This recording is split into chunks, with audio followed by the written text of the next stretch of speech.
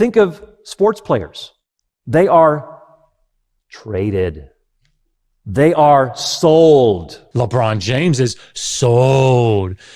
He's traded, right? So it must be that these words back here must also mean something softer. It's just not the case.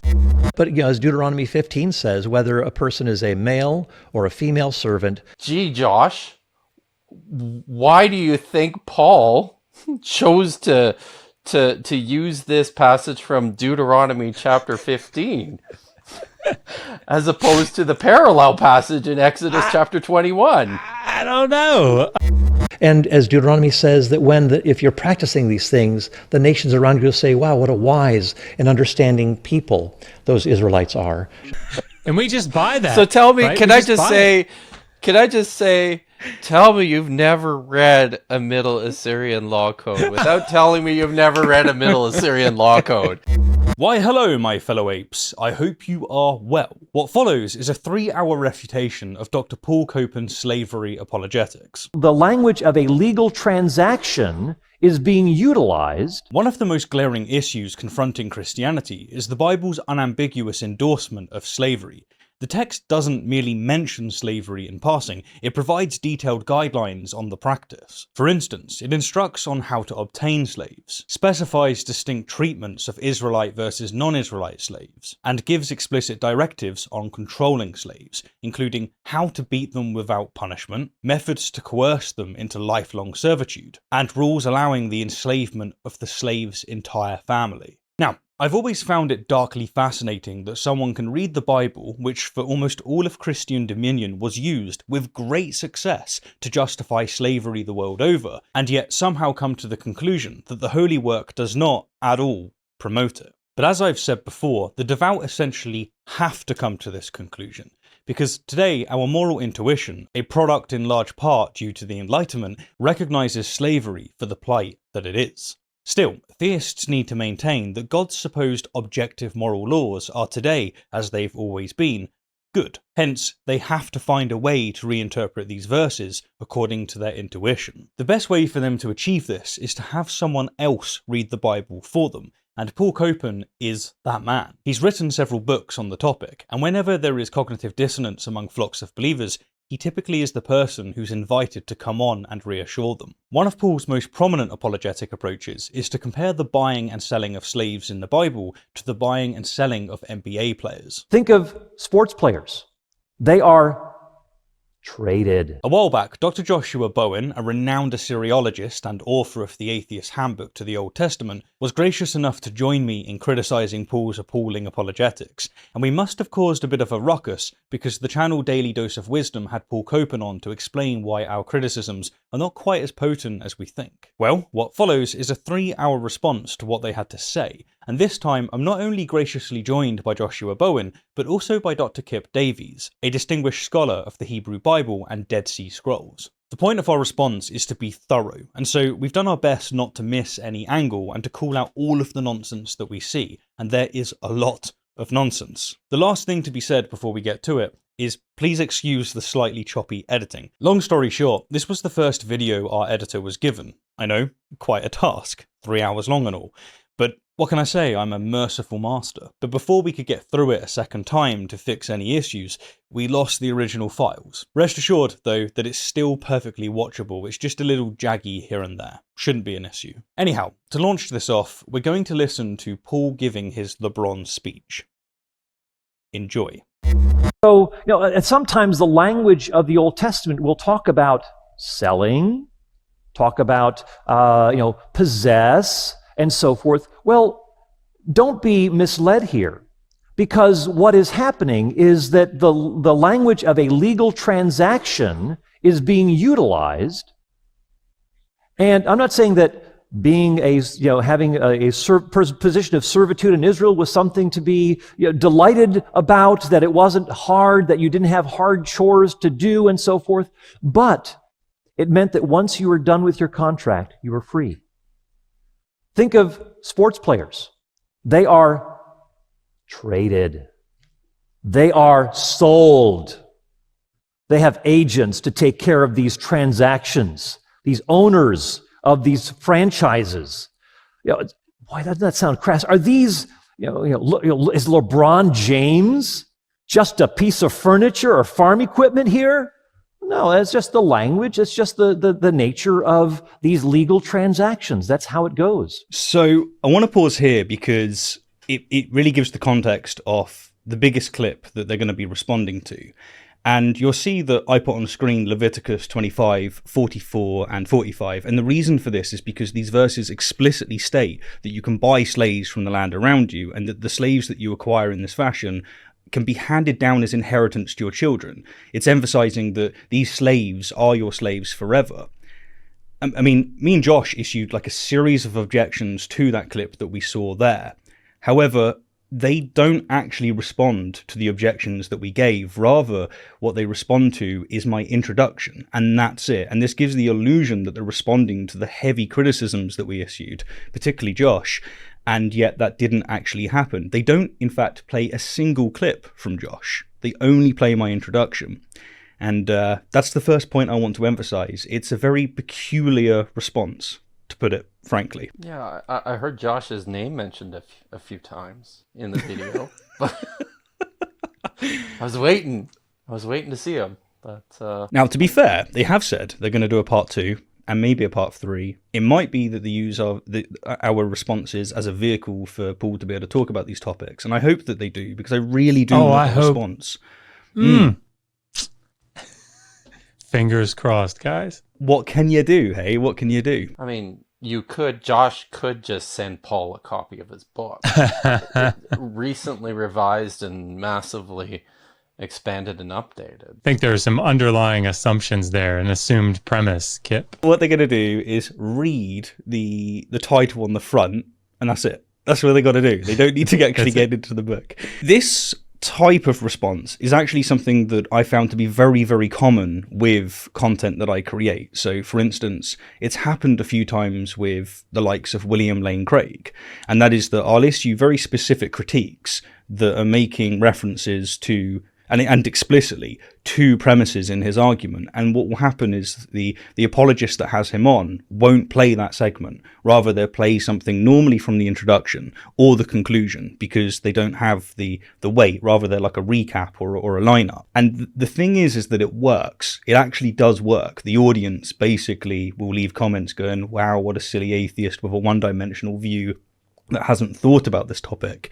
So it is frustrating. So this isn't a good start. It's kind of interesting that here, Stephen Woodford, our Rationality Rules host, and the person who is whom he's going to be citing and bringing on the program, Joshua Bowen, they are both appalled that I'm bringing LeBron James into this and referring to this language of trading and owning and selling and so forth, as though LeBron James is just on the same level as an Israelite servant.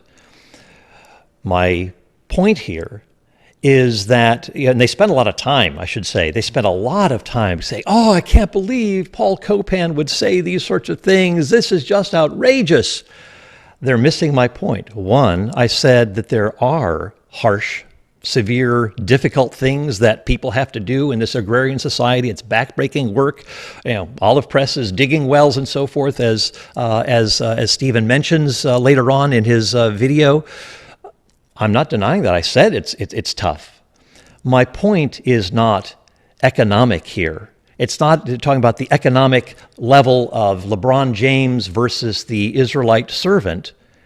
The issue is linguistic, and that's where they just really ignore that kind of a question. The issue is linguistic. This transactional language has something that brings together LeBron James and the Israelite servant, namely language of selling, language of acquiring, but without denying the humanity of the person who is traded, as it were, LeBron James, or sells himself or is acquired, that this is not denying their humanity. Actually, on listening to this again, I think I finally clued in here on what he means by saying that there's no denial of the point is that the humanity is not denied through the language. That was tripping me up for the longest time. And I think I finally understand what he's saying here is that we talk about sports players using this transactional language, but that never detracts from the fact that they're still people and we still believe that they're human beings and we want to treat them that way. And now that I say it, wow, that's a dumb point. Like, as it's coming out of my mouth, right? So the problem is not, and this is so typical to misunderstand the problem.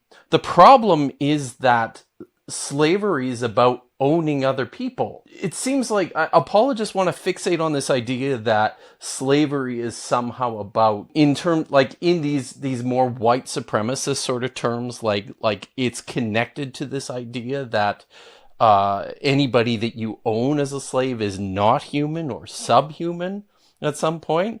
That's a separate issue, and that has nothing to do with what's really going on in the Bible.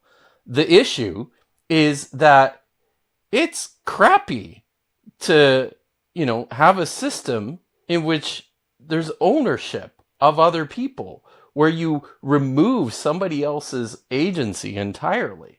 So, I'll start there. I have some more things to say here about this linguistic issue, because he's right about that as well. This is a linguistic issue, but not in the way that he thinks it is. It's so ironic. I mean, like at a very basic level, epic fail, right? Like, and I say this every time I talk about, I like Paul, right? Like he and I have interacted. I think he's a nice guy. But like, if everybody's misunderstanding you, problem's not with us. Right. So when it's even in the way that he said it, right? If you go back and watch the video, they're traded, they're sold, it's like, oh, that sounds so bad. Yeah, it does. It does sound bad. Right. And the fact that he's trying to make it seem like, well, hey, LeBron James is sold. So, what is that? Well, that's the same thing that's going on here in the Hebrew Bible. Like that's the point. And if the argument here is that there's no loss of humanity or the slave is not considered of a lower status, again, you're just wrong. Right. This is the whole point. Bernard Jackson goes into great detail about this, as does Sam Gringus, Raymond Westbrook, any number of people. But like even in Exodus 21, there's the passage in 20 to 21 seems to emphasize the more family law, the greater humanity of probably a debt slave here, whereas 28 to 32 is probably talking about a permanent slave, a chattel slave, right? And that person is treated under property. That's the whole point. Right. So this idea that there's this, you go back to him, he's going to say it, but like go back to Genesis 1 and you can see image of God and that just permeates. It's just it's just coming at the text from a very myopic viewpoint. Right. And these are theological assertions that he's making here, not textual. I think that's a really big emphasis because, Paul's a philosopher and many of the statements he's making here is trespassing on the ground of other disciplines, and that's of course fine, but you got to show receipts. You got to, it's not enough to be dismissal. So, adding to the points that you were just raising there, what amazes me is that he's made out here that the primary response that particularly I gave, and actually no, he threw you in this as well, Josh, is that we were incredulous. Like, wow, he would use such language. And this, ironically, leaves me feeling incredulous because the thing is that we gave several objections to his analogy. We highlighted that, yes, because something has, you can't draw a conclusion from the fact that because something has one thing in common with something else, it's got another thing in common. It's like, yes, we use language in that way when we're talking about NBA players, but what you need to do is go down and look at, were they just using language like this? Was this just like the way that they use language back then? Or is it the case that, no, it is far worse than this, and it really is slavery? It's not like they use these terms because they're flavorful, or it's not like this is just the way that they used to speak. It's like, no, this is real slavery, full on slavery. And that's one of the biggest problems with the linguistics here. It's one of the biggest problems with the language. So maybe, like, shouldn't we be reflecting a little bit more on the linguistic issue here, the linguistic problem? So, like, this is an equivocation, right? He's equivocating by making this comparison, using language as a way to soften our, visceral reactions to slavery in the ancient world. And in so doing, he's failing to grasp the real crucial obvious point here, in that language is descriptive, it's not prescriptive, and importantly, language changes over time, which is how we are where we are now. We have this built-in language of sports business that employs these terms like owner, buying, selling, trading, players and player contracts. But, like, do they never think about where these terms came from? And are they never even just the least bit uncomfortable talking about a black athlete like LeBron James and his owner? Yeah. Like, how do you miss that? I think there's a bigger conversation to be had here about how messed up our language is thanks to slavery. Mm-hmm. So, like, the language of sports business developed out of, an earlier period before collective bargaining, when, athletes were basically treated like chattel, like property. It was a soft form of slavery back in the 19th and the early 20th century, right?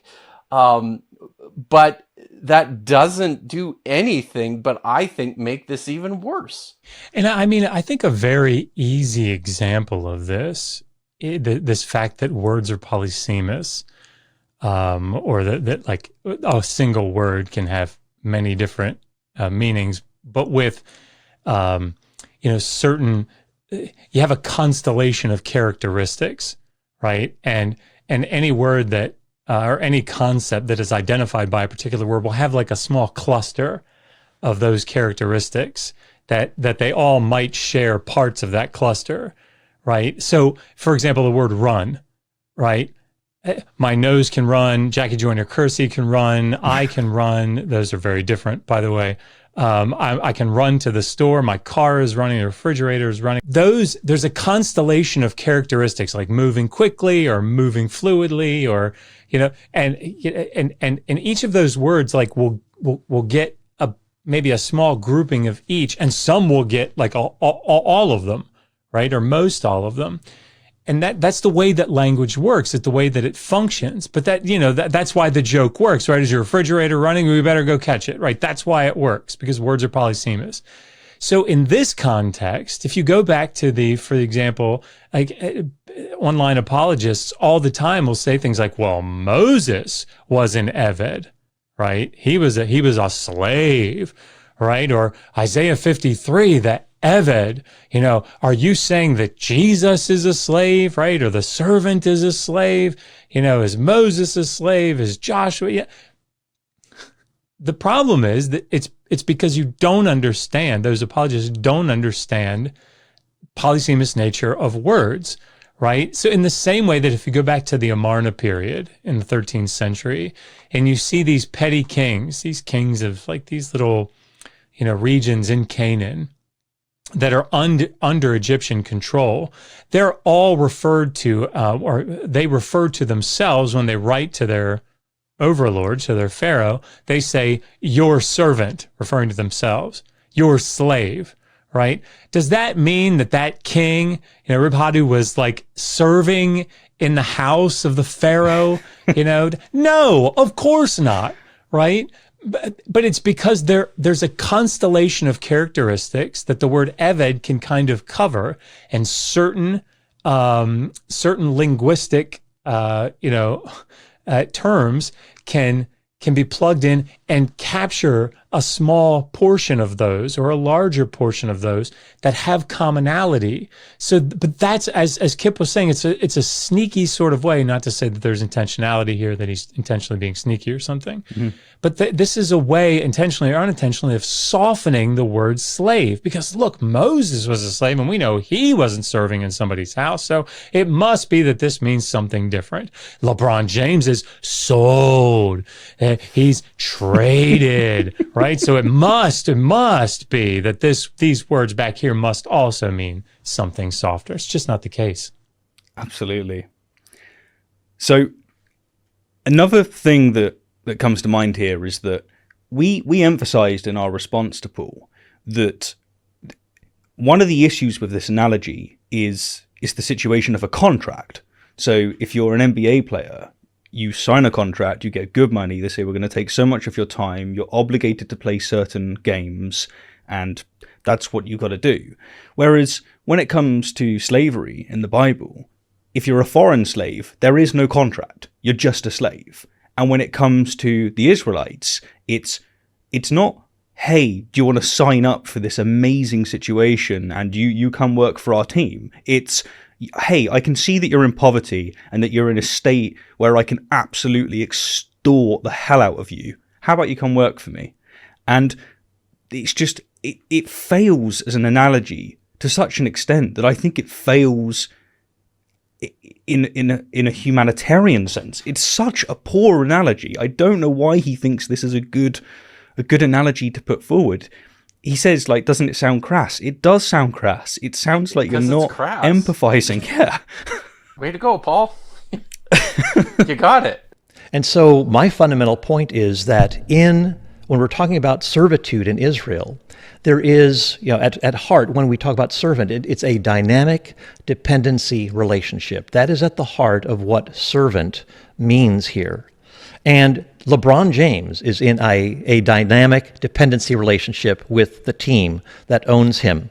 And so a person who is a servant in Israel is in a dynamic dependency relationship in this contractual arrangement, like indentured servitude, where you are impoverished and you have a 6-year period of time in which you serve, and then your debt is cleared and you are free to get about and move around in society like a normal citizen who doesn't have those contractual obligations anymore. Is calling this a dynamic dependency relationship? I mean, doesn't this kind of excuse?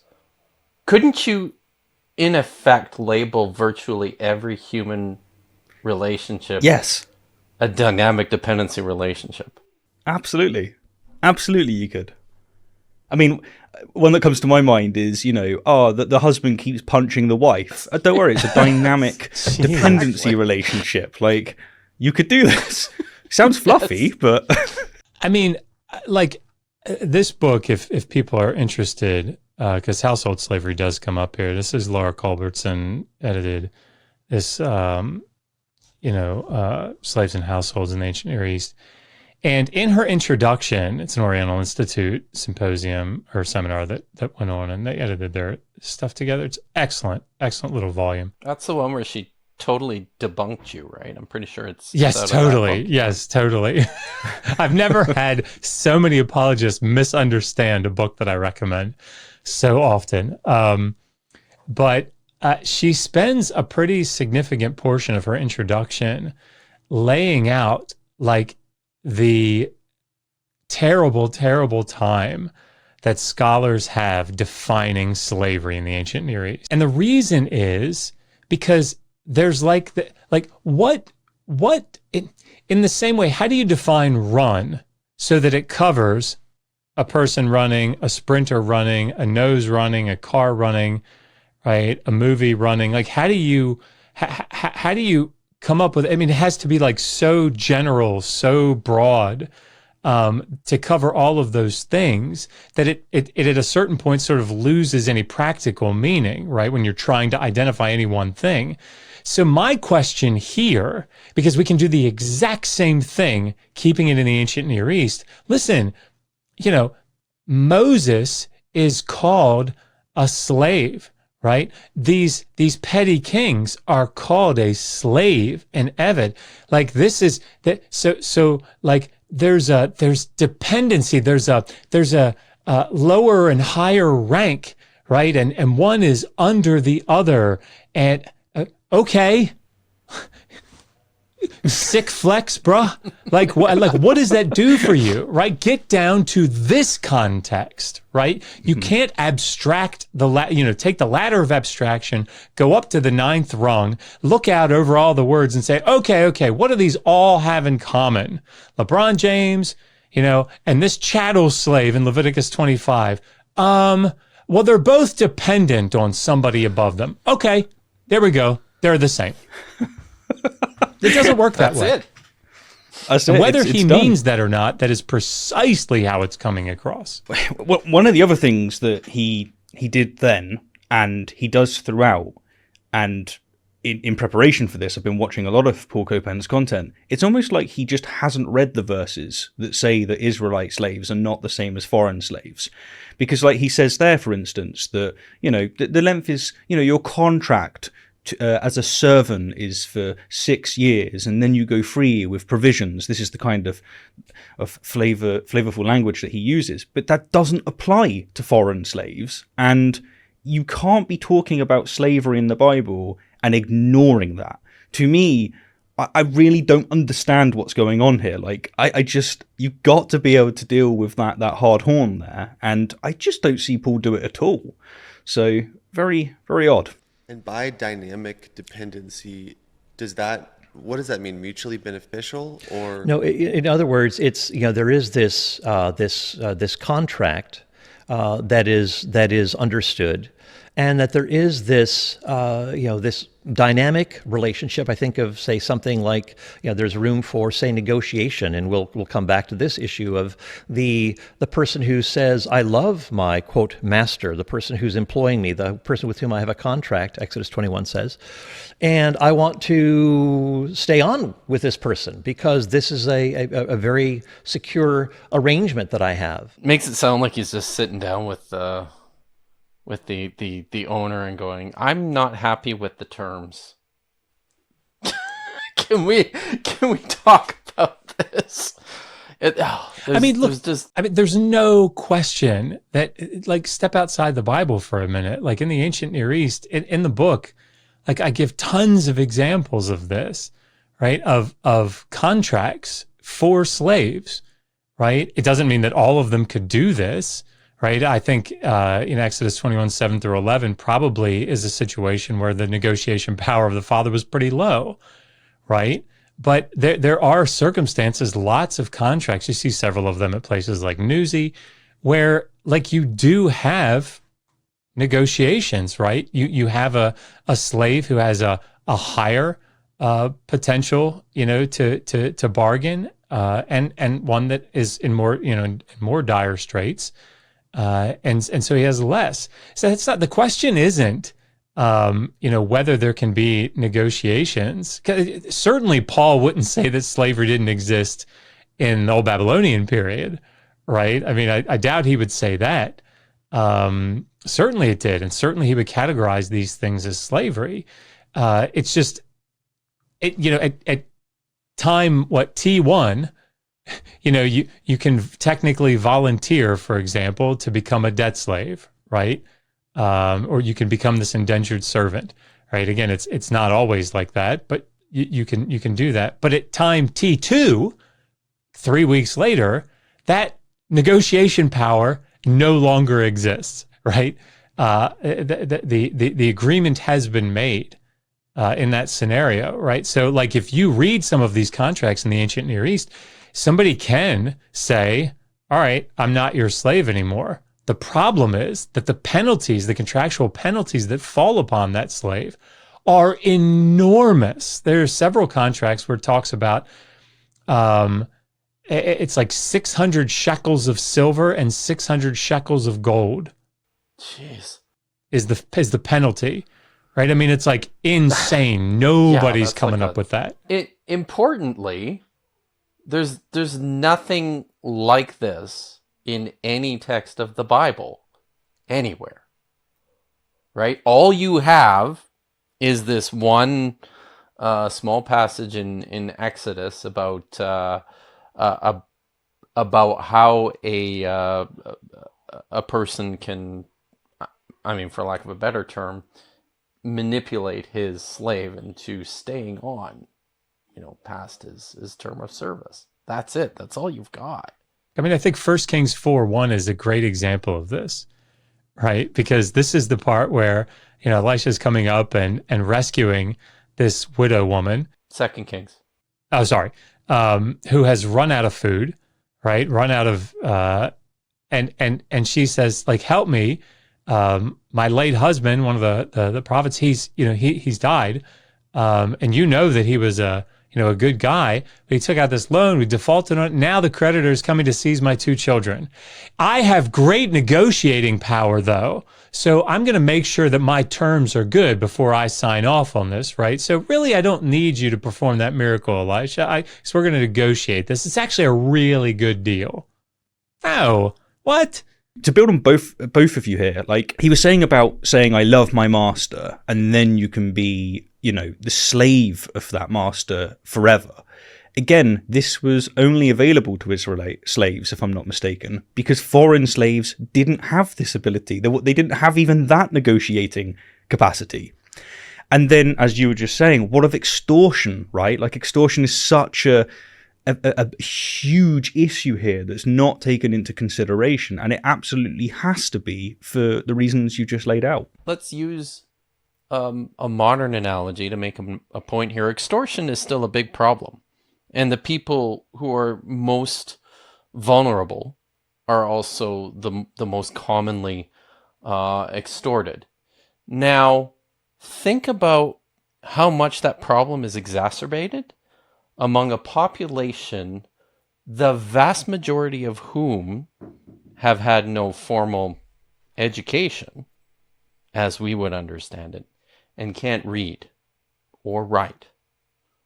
I mean, the potential there, you're trying to tell me that there's any kind of protection at all for the common person in ancient Israel under these circumstances when we have the problems that we have today amongst a hyper-literate, hyper-educated society.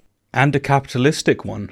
I mean, that's huge. That's a huge thing for being able to change your jobs. And, there's a reason why it usurped feudalism. So that's just a fantastic point you raised there. The extortion, trying to think of the levels of extortion during that period is endless. And so there is a certain dynamism that is also there too. That it's not just this set arrangement that can't be further, say, extended. So there's a dynamism to it. There's also a certain relational dynamic in terms of how in Israel, a person who is a servant in Israel, as John Goldengay says, is actually, it's like part of the family, he says. So here, this highly respected Old Testament scholar says to be a servant in someone's household is to be part of that household. It is like being a member of the family. So those things ought to be considered. So there's that kind of dynamism too, that it's not simply a matter of a contractual arrangement, but there certainly is clearly a dependency relationship where you sign this contract and you have certain obligation to fulfill to this person, just like LeBron James has an obligation to fulfill his contract with his team. So, slaves as members of households in antiquity. He's making this point in an attempt to soften the idea. I think the idea that most people have when they think of slavery is drawn out of watching Roots or 12 Years a Slave, or the kinds of horrific images and stories we hear out of the antebellum South. And the way to soften that is to say, well, within the ancient world, slaves were part of the family. They were loved and included as members of a family, when that's probably true to some extent, maybe even a great extent. But the problem here is that there was never any guarantee of that. it may be true for some, but certainly not true for everyone. And I mean, there's a handful of different pictures that we have in the Hebrew Bible of an ancient Israelite household. One that this brings to mind for me is the story of Jephthah. This is a famous story from Judges chapter 11, in which Jephthah makes a vow to Yahweh. He's going into battle and against the Amorites, and he says he makes this vow to Yahweh: if you give me victory, then I'm going to offer up as a burnt offering the first thing that comes through my front door. And he goes into battle, he wins, he comes home, and the story very tragically turns when the door opens and his daughter comes out. Now, you will hear it said that while within an ancient Israelite household, it's possible that he when he made this vow, he thought, well, maybe an animal will, come out of the door, which is kind of weird. You don't expect to be greeted by your livestock, but I also think within the story, it's also clear that Jephthah wasn't expected to be greeted by his daughter, his only child, the text tells us. So who was he expecting to be there?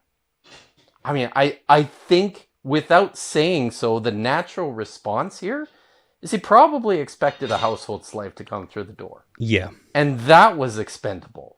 That's something that I can stomach offering up as a, as a burnt offering. So yeah, sure. Part of the household, yeah, maybe your situation's really great, but you never know when one day you step through the door and you end up on a pyre. A couple of things. Like, let's just get down to brass tacks here, right? Because if the argument here is that, well, I mean, it wasn't so bad, right? Well, what does the writer of the School of the Holiness Code in Leviticus 25 think about that concept, right?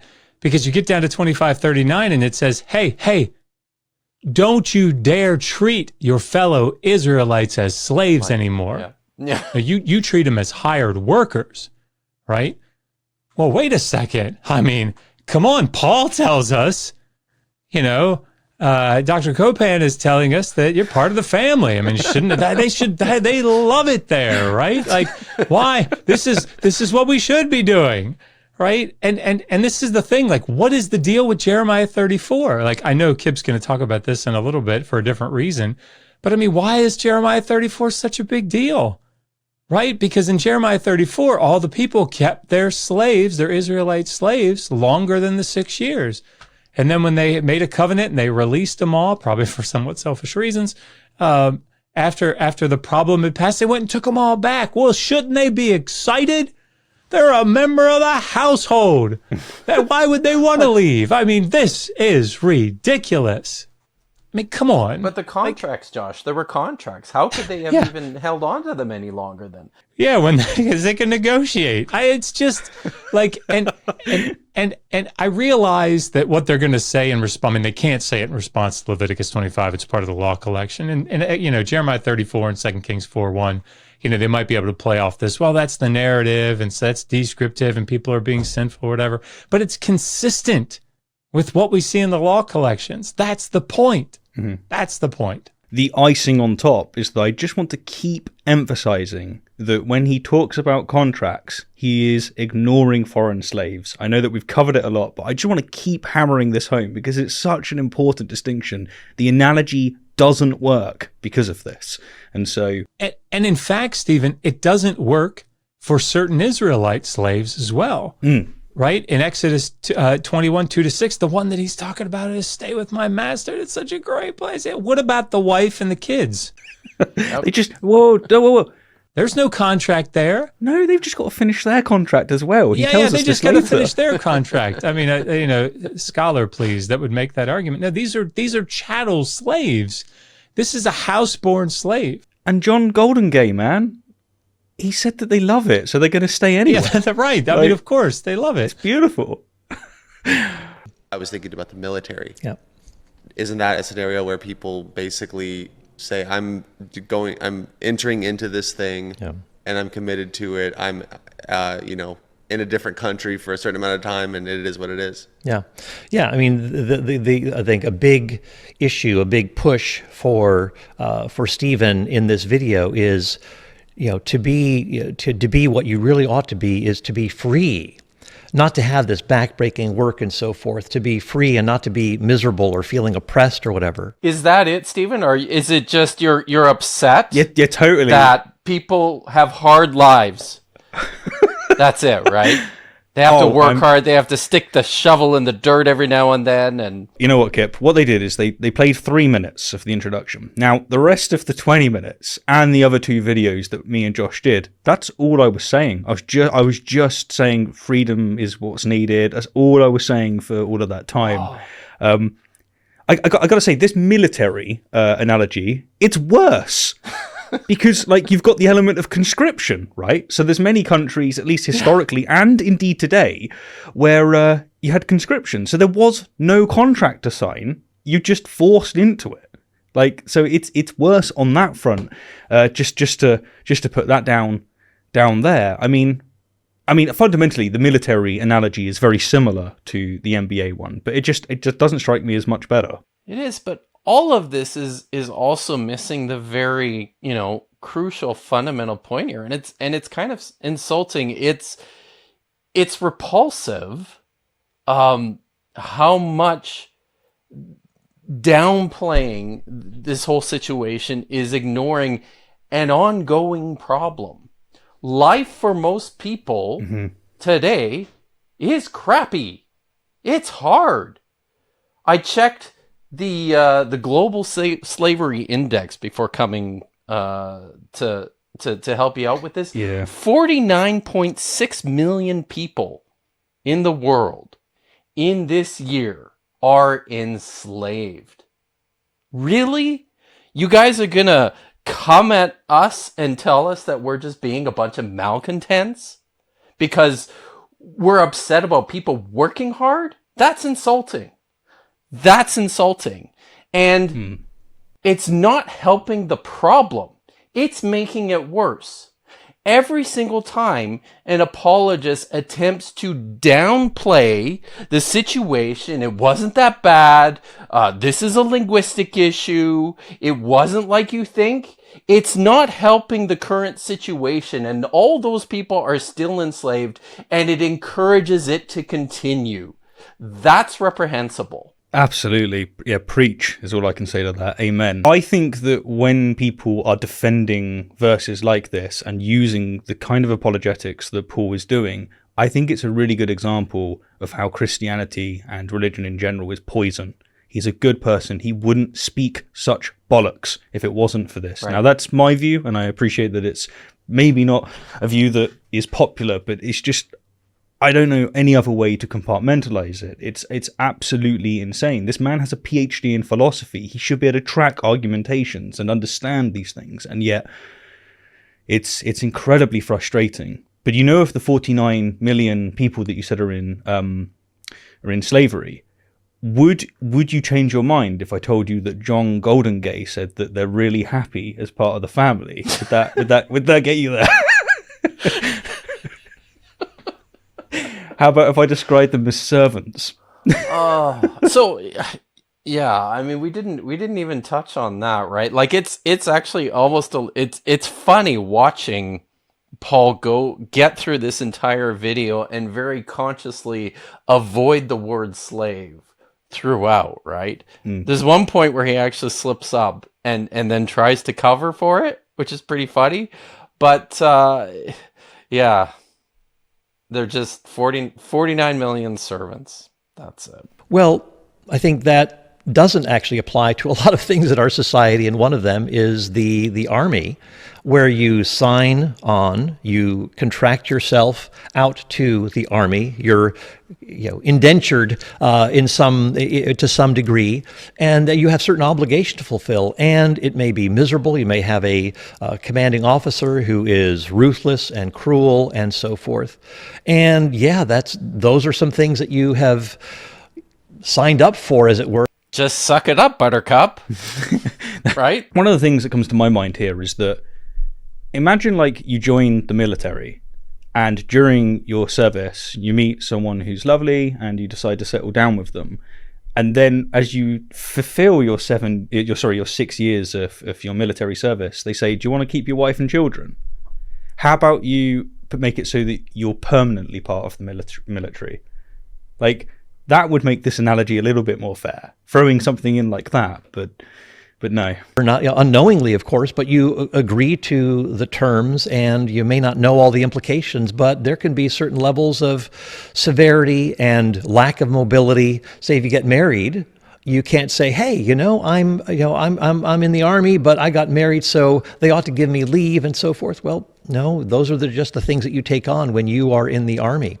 And if you're under contract in Israel, you get married, well, you can leave after your contract is done if you've gotten married in the middle of this transaction and wait until that person that contract is fulfilled, or you can perhaps arrange some other matter, maybe just even staying on in that household.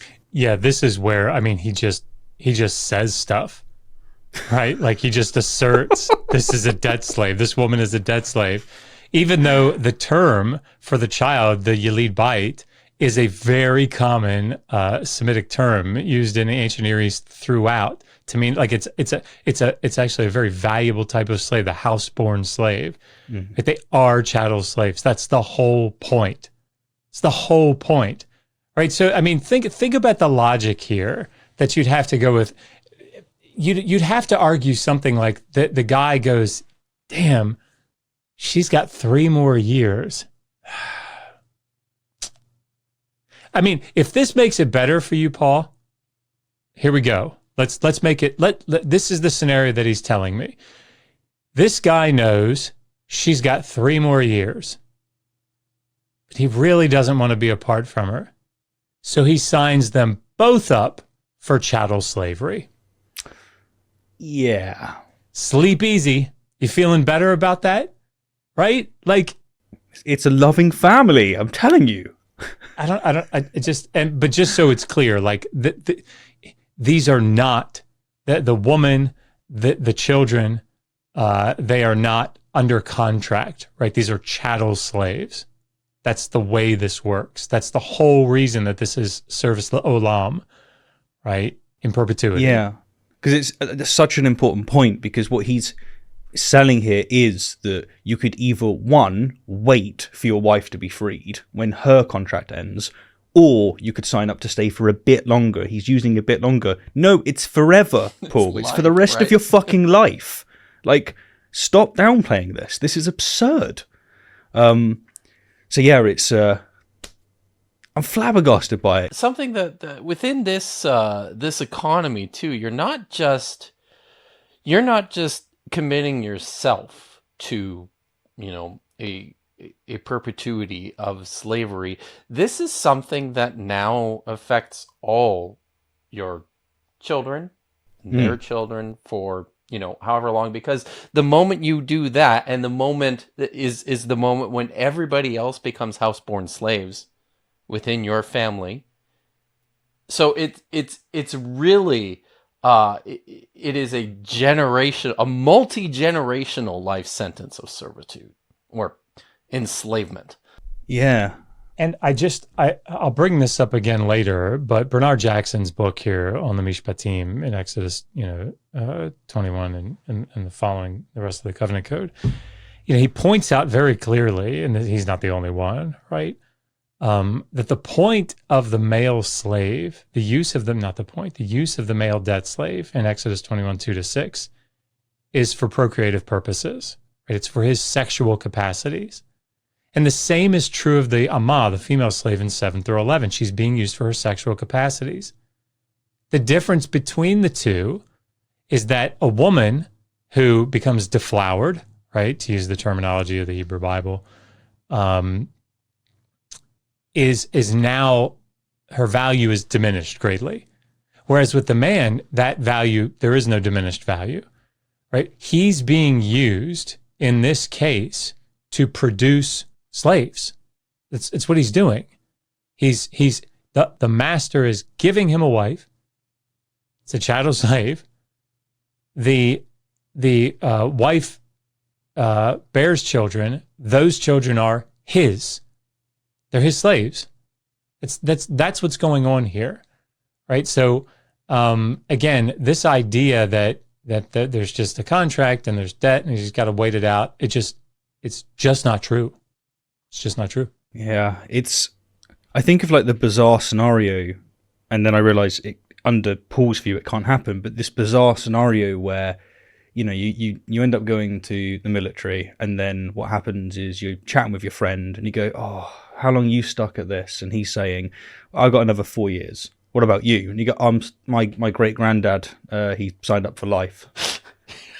Except this wouldn't even be the case, because Paul never touches upon the fact that it's permanent for foreign slaves. He never touches upon it, and so even this dynamic never comes up. But you know, as Deuteronomy 15 says, whether a person is a male or a female servant, once the 6 years is done, then it is completed, and that you are to load that person up with provisions, not to be grudging in your heart that you're letting this servant go, but actually to give that person provisions to send that person on his or her way.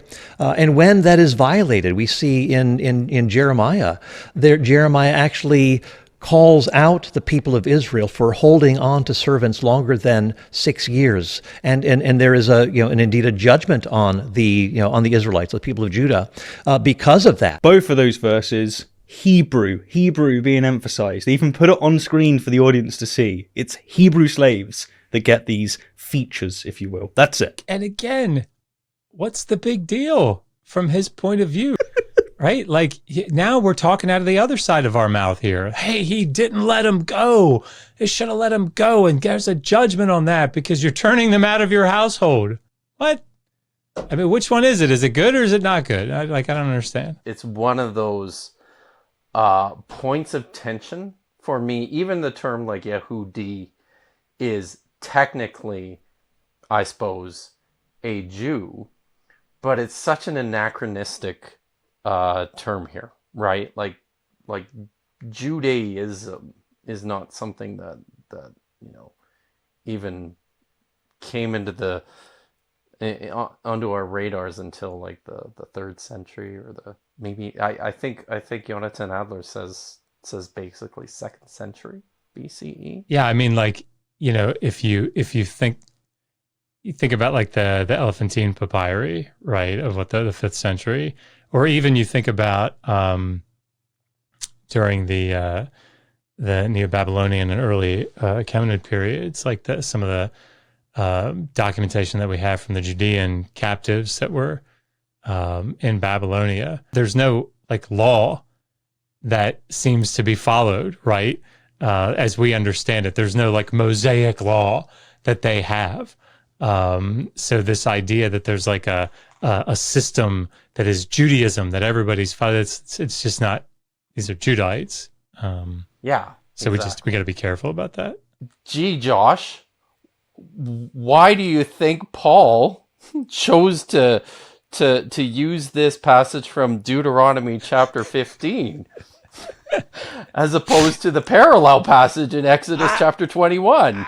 I don't know. I mean, it's almost as if Deuteronomy presents a more humanitarian case from the covenant code. It's like a development. Why it's would weird. that be, right? Like the thing that's so astonishing to me about so much of this is how naive Paul seems to be about things like modern biblical criticism. He treats, as many apologists do, he treats the whole text as if it's univocal. I learned that word from my friend Dan McClellan. I'm using it all over the place now. But he treats the text as if it's univocal. Like everything from Genesis all the way through to, well, I guess you'd include Revelation if you're a Christian. Like it's all saying the same thing. It all came out of, it's all just very straightforwardly what it is.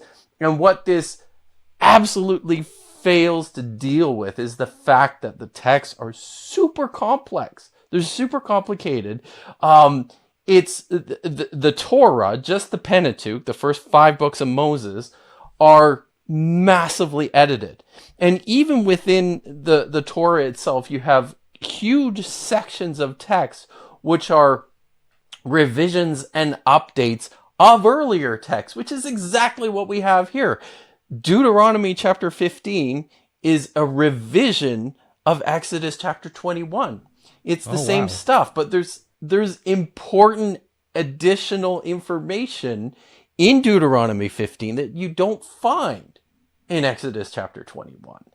And this is really key.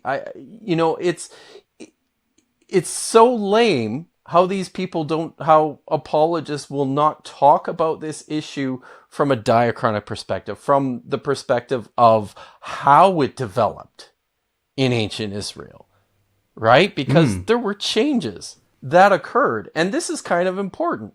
He brings up Jeremiah, which I brings to my second point here. So, as complicated as the Torah and the Pentateuch are, Jeremiah also has its own very complicated textual history. Our English versions of Jeremiah, which comprise 52 chapters, is like 15% longer than a version preserved in what's called the Septuagint, the Greek translation of the Old Testament, as well as in some of the Dead Sea Scrolls. 15% longer, and in a dramatically different arrangement. Like, this is a text that was massively edited. And this is important because when you look at this passage that he mentions, the story of Jeremiah getting after the people for failing to live up to the law regarding their slaves, you see something kind of interesting happening there. He talks about how Jeremiah gets after them for not providing release to male and female slaves after 6 years. That's what it says. The narrator says that in the text of Jeremiah, that this is what happens. And then he actually quotes Jeremiah. But what Jeremiah actually says when he delivers his oracle is this. He says, "So says Yahweh, the God of Israel, I made a covenant with your fathers in the days I brought them out of the land of Egypt from the house of slaves, saying," and here he's quoting, what we presume is the text, the law, the earlier scripture. "After 7 years, a man shall send his brother, the Hebrew, who is sold to you and is your slave for 6 years. You must send him out free from your company." Now, importantly, that's not a text that appears in either Deuteronomy or Exodus. It looks kind of like Deuteronomy, but it's not the same, because in Deuteronomy, provision is made for your male and your female slaves. But Jeremiah is quoting a text where only your male slave shall go free. So, I think what's happening here is that there probably was a prophet Jeremiah. This situation probably did occur. He probably delivered this oracle. But it seems possible to me that this provision for female slaves was not something that maybe he even knew about, and maybe even happened later in time, and was included by the editor of this text of Jeremiah once he got a hold of, a completed book of Deuteronomy where this law appears. And importantly, this is stuff that's all happening pretty late. Jeremiah lived during the exile. The first versions of his book probably didn't appear until sometime after he was gone. The revisions made in what's called the Masoretic text, our copies of Jeremiah, the longer version, that comes from maybe the mid 4th century, late 4th century. So you're talking like 300 BCE. So this is stuff that's happened way after there ever was a kingdom of Israel and the kingdom of Judah anymore. We're talking hundreds of years when people are cobbling together these rules and these laws. And I'll say one more thing here. Importantly, one of the things about Deuteronomy in particular that scholars have noticed for a long time is this is a highly, highly idealized text. It's not very practical or pragmatic. And if you ever had any doubt about that, just look at this particular law. When you send your slave out, you're supposed to weigh him down with provisions. That's not happening.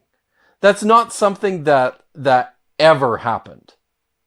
This is, like I said, it's a form of propaganda. So, there's a huge difference between what the law said and what actually happened. But then there's also another huge difference between what the law said and that what people wanted it to say and mean after the fact. And that's what we're dealing with here. And it absolutely changes the dynamic of this entire discussion because the gaps between those things are huge. Wow.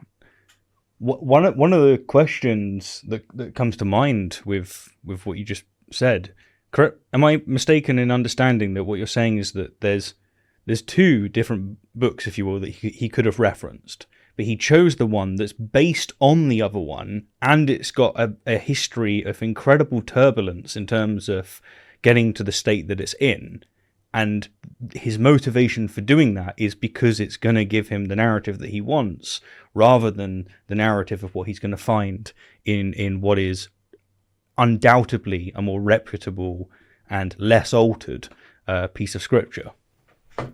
You got it. That is fascinating. Absolutely fascinating. So those are a few things to bring to mind as well. That I think the army is a good parallel even for our own modern day, that there are some things that people sign up for. They're committed. They may not like it. It may put them into a very difficult situation, but these are the things that you've agreed to, and you can't always get out of them. And in the same way, in ancient Israel, you can't always get out of it. There may be difficult circumstances, and I certainly acknowledge that. So, going to emphasize it again, because I'm going to emphasize it again and again and again, and that is that Paul is failing to acknowledge that these contractual analogies do not apply to foreign slaves. And I feel like this might be a good place to go on a slight tangent, because this reminds me of how apologists deal with the problem of evil. So like someone like me, an atheist, will come along and go, look, here's a problem that I see. You believe in an all-powerful, all-loving God, and yet it seems so obvious that there is gratuitous evil in the world. For instance, before we turned up, there were 5 mass extinctions at least, where billions of sentient creatures were just wiped out in the most seemingly gratuitous way. Incredible evil, incredible suffering there. How do you account for that if God's all-powerful and all-loving? This just seems so unexpected. And what the theists will tend to do, or at least the apologists, is they will rejig what that criticism is so that it applies to specifically human evils. They'll be like, oh, so why is it that a murderer does what he does? Well, we can explain this by making reference to free will. And to me, it's a cop-out. You're not dealing with what actually is the serious issue here, and that's natural evil. And you're having to buy into free will, which is philosophically not well regarded. Basically, the percentage of philosophers that buy free will is nearly a one-to-one correspondence with the percentage of philosophers that are theists. But in any case, it's avoiding what is, crucial here. And that is the bigger point on evil. And it feels like that's what's happening here with Paul when it comes to dealing with these verses. It's like a refusal to deal with the more difficult ones. Pressing olives, digging wells, cooking and cleaning for food and shelter isn't quite the same as receiving the best medical and nutritional products and services available to bounce around a ball for millions of dollars. LeBron is also not, as far as I can tell, subjugated to beatings with a wooden rod. In any case, according to Paul at least, biblical slavery is not as bad as it sounds, as most apologists are very keen to point out. Biblical slavery was nothing like antebellum slavery. So we're about to hear what Paul has to say about antebellum slavery. However, just notice again that that's still my introduction they're playing, and they're not playing what Josh and I had to say about antebellum slavery. When it comes to being, say, beaten with a rod, there is this assumption that you can do whatever you want with your servant. And one of this, of course, probably referring to Exodus 21, where this is discussing if an employer slash master strikes his servant so that he dies, then it says he will be avenged. So he may be using a rod. It's not as though this is being, say, endorsed as though this is the way that a servant is to be treated, or this is the way that the contracted employer is to treat his servant, that this is normative. It's simply being descriptive. How should slaves be treated, Josh? I mean, I'll just read Proverbs 29:19 and 21. A slave will not be instructed by words alone, for though he understands, there will be no response. He who pampers his slave from childhood will, in the end, find him to be a son. It's a complicated Hebrew verse. But I mean, like, this idea that apologists would take any time to try to say, no, the Bible doesn't advocate them masters beating their slaves with wooden rods is absolutely bizarre to me. Because just take a glance through They're just describing it. Just take a gander at the Proverbs, and you'll see over and over and over again, beat your son, beat your son, beat your son, beat your son with a wooden rod, right? The whole point is if you beat him, then he will not die, right? If you love your son, you'll beat him. So like nobody's taking a stand against that. I mean, most people that I see aren't. But I mean, like, so if children, if the Proverbs advocate strongly to discipline your child with a wooden rod, why in the world would you balk at the idea that a slave would be? It just doesn't make any sense to me. But yeah, and I listed them. I actually emailed it to you guys. I don't have it printed out. I don't know if anybody else does, but I went through some, like, just pulled up a handful off the shelf of like evangelical and liberal scholars, including like Michael Fox, on what they say about Proverbs 29, 19, and 21. And I mean, it's just clear, right? What's being described there is this is how you, to the writer of the proverb, like, this is how you manage a household that includes slaves, right? And that's exactly what the text is describing here. And it's what the other ancient Near Eastern law collections are describing. I mean, it's like that. This is not outside of these apologetic circles, this ain't a debated topic, right? Nobody's sitting there going, I don't know, maybe the Bible's not really, maybe it's just saying, if you do the wrong thing and beat them with a wooden rod. No, that's not what it's saying. Wasn't it John Collins who said that, like, if you're not paying your workforce, if your slaves aren't making any money, there's no other recourse to get them to do what you want them to do, right? Like, yeah. Of course slaves were beaten. Of course they were. Everywhere. It's like Paul is selling the idea of a good slave master without recognizing that that's a contradiction in terms. And it's a good employer. A good employer. That's essentially what's being expressed. I'll if you want, I pulled it up here. I'll just read a little bit here. These are all. So here's John Miller and his Believers Church Bible Commentary. 2 additional proverbs in this group address a matter not previously dealt with: how best to discipline or train a servant. In many instances, mere words are not enough, the saying advises, for even though the words are understood, the servant may not respond, 29:19. Implied is that the relation of master, this is such a soft way of saying this, is that the relation of master and servant is not an especially cordial one, and that forceful actions may be needed to keep a servant in line. Here's Milton Thorne in his Smith and Ellis Bible Commentary. Verse 19 makes clear that words alone are insufficient apart from corporal punishment. However, the covenant code provides a boundary for such punishment. And he cite Exodus 21, 20, 21, 26, 27. Likewise, Proverbs 29:21 asserts that pampering a slave will only lead to a negative end. Sorry, I won't do all of these. Here's Michael Fox in his Proverbs commentary in the IQL Bible commentary series. The proverb gives advice for managing a household. Since a slave is deprived of material interests of his own, he must, it was presumed, be beaten into submission, like a brute animal or a fool. Slaves were apparently felt to be of qualitatively lower order. Strict treatment of slaves is advised again in 29:21. So, I mean, like...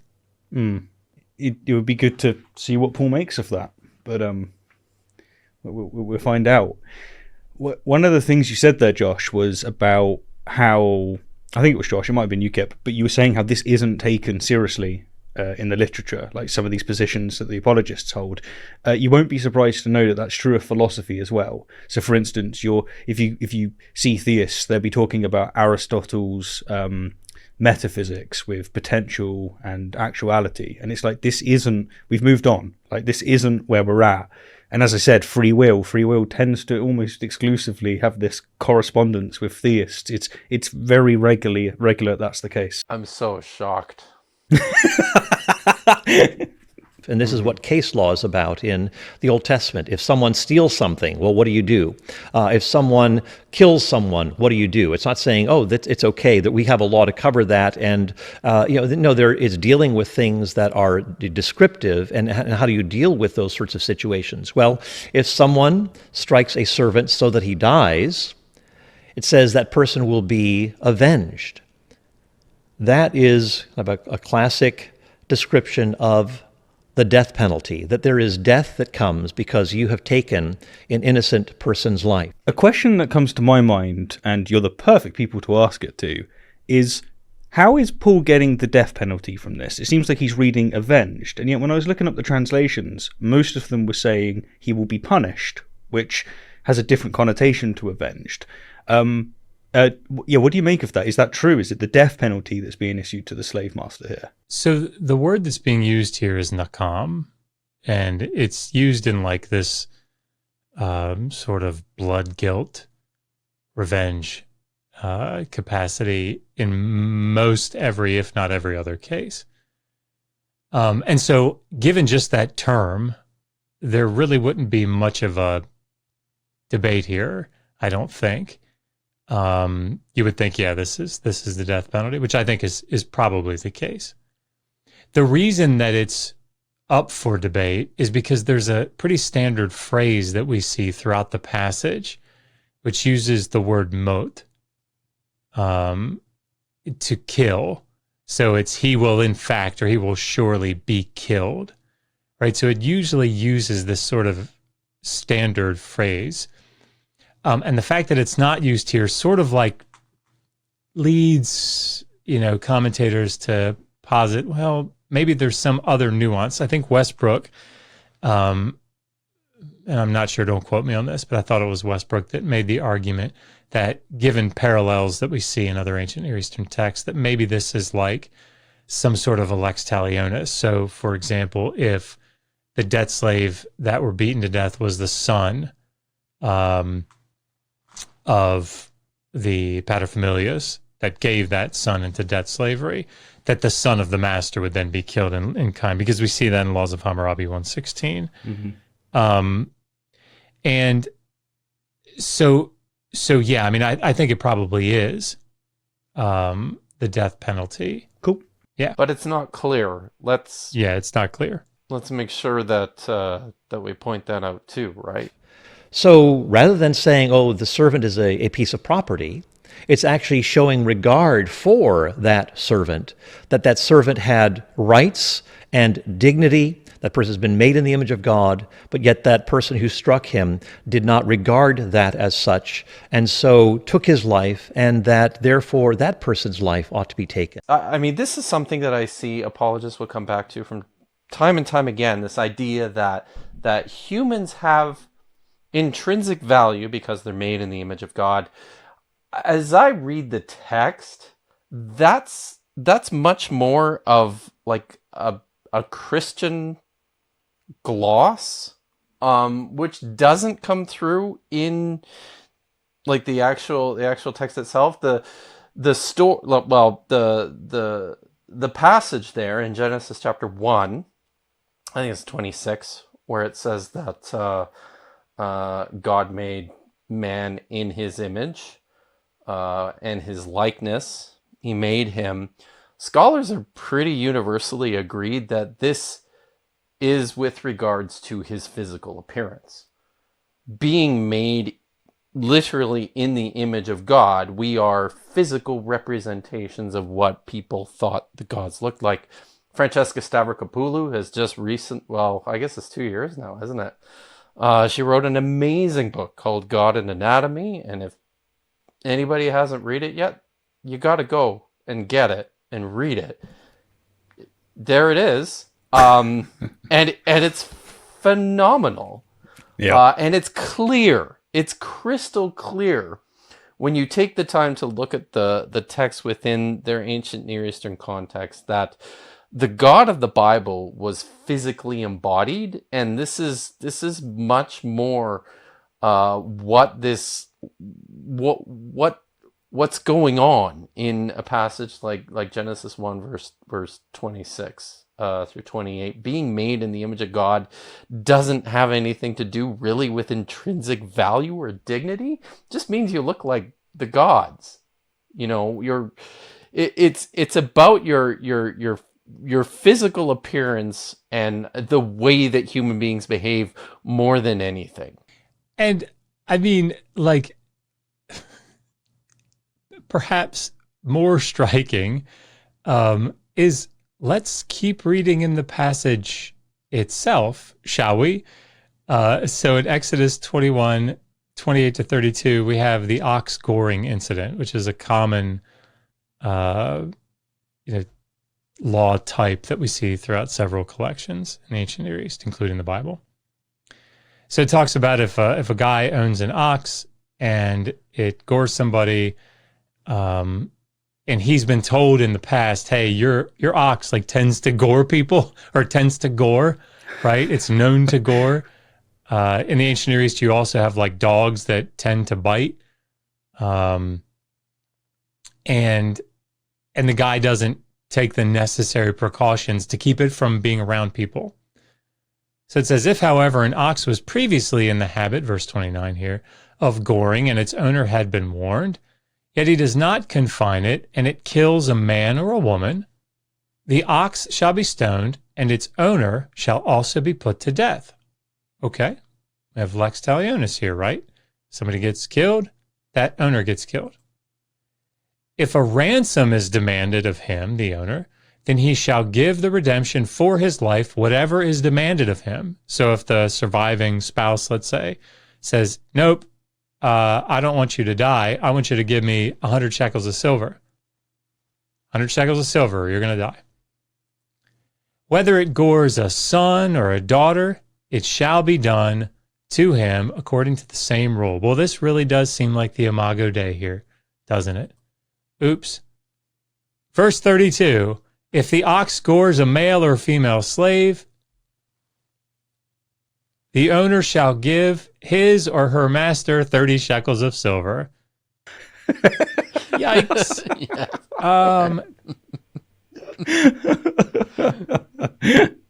So, yeah, I mean, this slave apparently is seen differently from the free people to whom the previous verses were about whom they were speaking. So, similar to what Kipp was saying earlier with the whole, hey, I'll give you whoever comes through that door. Oh crap, it's my daughter. I thought it would be a slave. And this is the tension that the law collections feel, right? Including the Hebrew Bible, because you have passages like what we're talking about here, 20 to 21, 26, 27, which do seem to operate based more on family law, probably because it's talking about a debt slave, right? Somebody who is considered ultimately to be free in the colloquial sense of the term, because essentially the law is assuming they'll eventually become a full citizen again. And probably 20 to 32 is referring to a slave that's a chattel slave. But the point is that it seems like in the law, a slave can fall under property law, or another type of slave can fall under family law. It's just, there's a tension. Yeah. And it doesn't help matters at all that these texts are heavily, heavily edited, right? Like they're pulling chunks of traditions out, they're ramming them in there, they're mixing them up, they're throwing them together, they're changing them as they see fit. It messes up much of the text in a way. I mean, they're organizing it in accordance with with a pre-existing program, a theological program. But this is not necessarily, the rules that are there may have been rules that were written, at the time of the kingdoms, but there's no guarantee that they were organized like this either. Maybe there was a lot more clarity back then, right? But we don't have access to that. That's right. And there's the whole other issue that we won't go into here, but what were these law collections? Right? Obviously, from a fundamentalist evangelical perspective, these are the laws handed down at Mount Sinai, right? I get it. But I mean, from everybody else's perspective in historical critical scholarship, like it's an open question. And the entire first chapter of my book, the second edition, I did the Old Testament endorsed slavery. It goes into this. Here are what all the law collections look like. Here's the summaries of them, and here's what all the different positions that scholars take on what they were. And most people don't seem to think that they were normative legislation, right? This thing where like the law gets promulgated and here's what we do. Like it just didn't work that way. Yeah, it's basing any kind of statements like this on translations of copies of translations. It just reminds, at least from my perspective, it's like really any statement is going to need to be made with humility. And if you're going to want to say something that is against those with expertise are saying and what is generally understood, then even more so, it's like, okay, I'm making a claim here, and it's worth emphasizing that it's against, the status quo, if you will. And so you have the death penalty that is being implemented here for a person, not a piece of property. So Paul says, rather than saying that person's property, and yet the verse next, the one that follows, explicitly refers to the slave as property, at least in most of the translations I could find. And I just find it's like that's what I mean. They bring it up on screen in a bit, but it does say property. He's drawing this. It's a false dichotomy here, right? That where he's drawing that you can either only be a person or property. True. But I mean, you can be both. I mean, that's the point, right? That's very true. Some people might say, doesn't the text go on to say that if he survives a day or two, then there is no, that there is no death penalty. That person, is not, it's assumed that person didn't intentionally try to kill, and therefore that person is not perhaps penalized. Well, we're not told that. We're not told that he isn't penalized.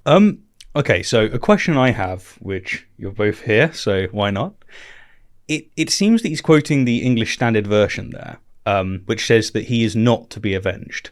But the King James says he shall not be punished, so it's not using the same language, as did and as does most other translations. Is this a case where it is he shall not be avenged, or is it? Well, this is the word that we talked about in the last segment, nakom.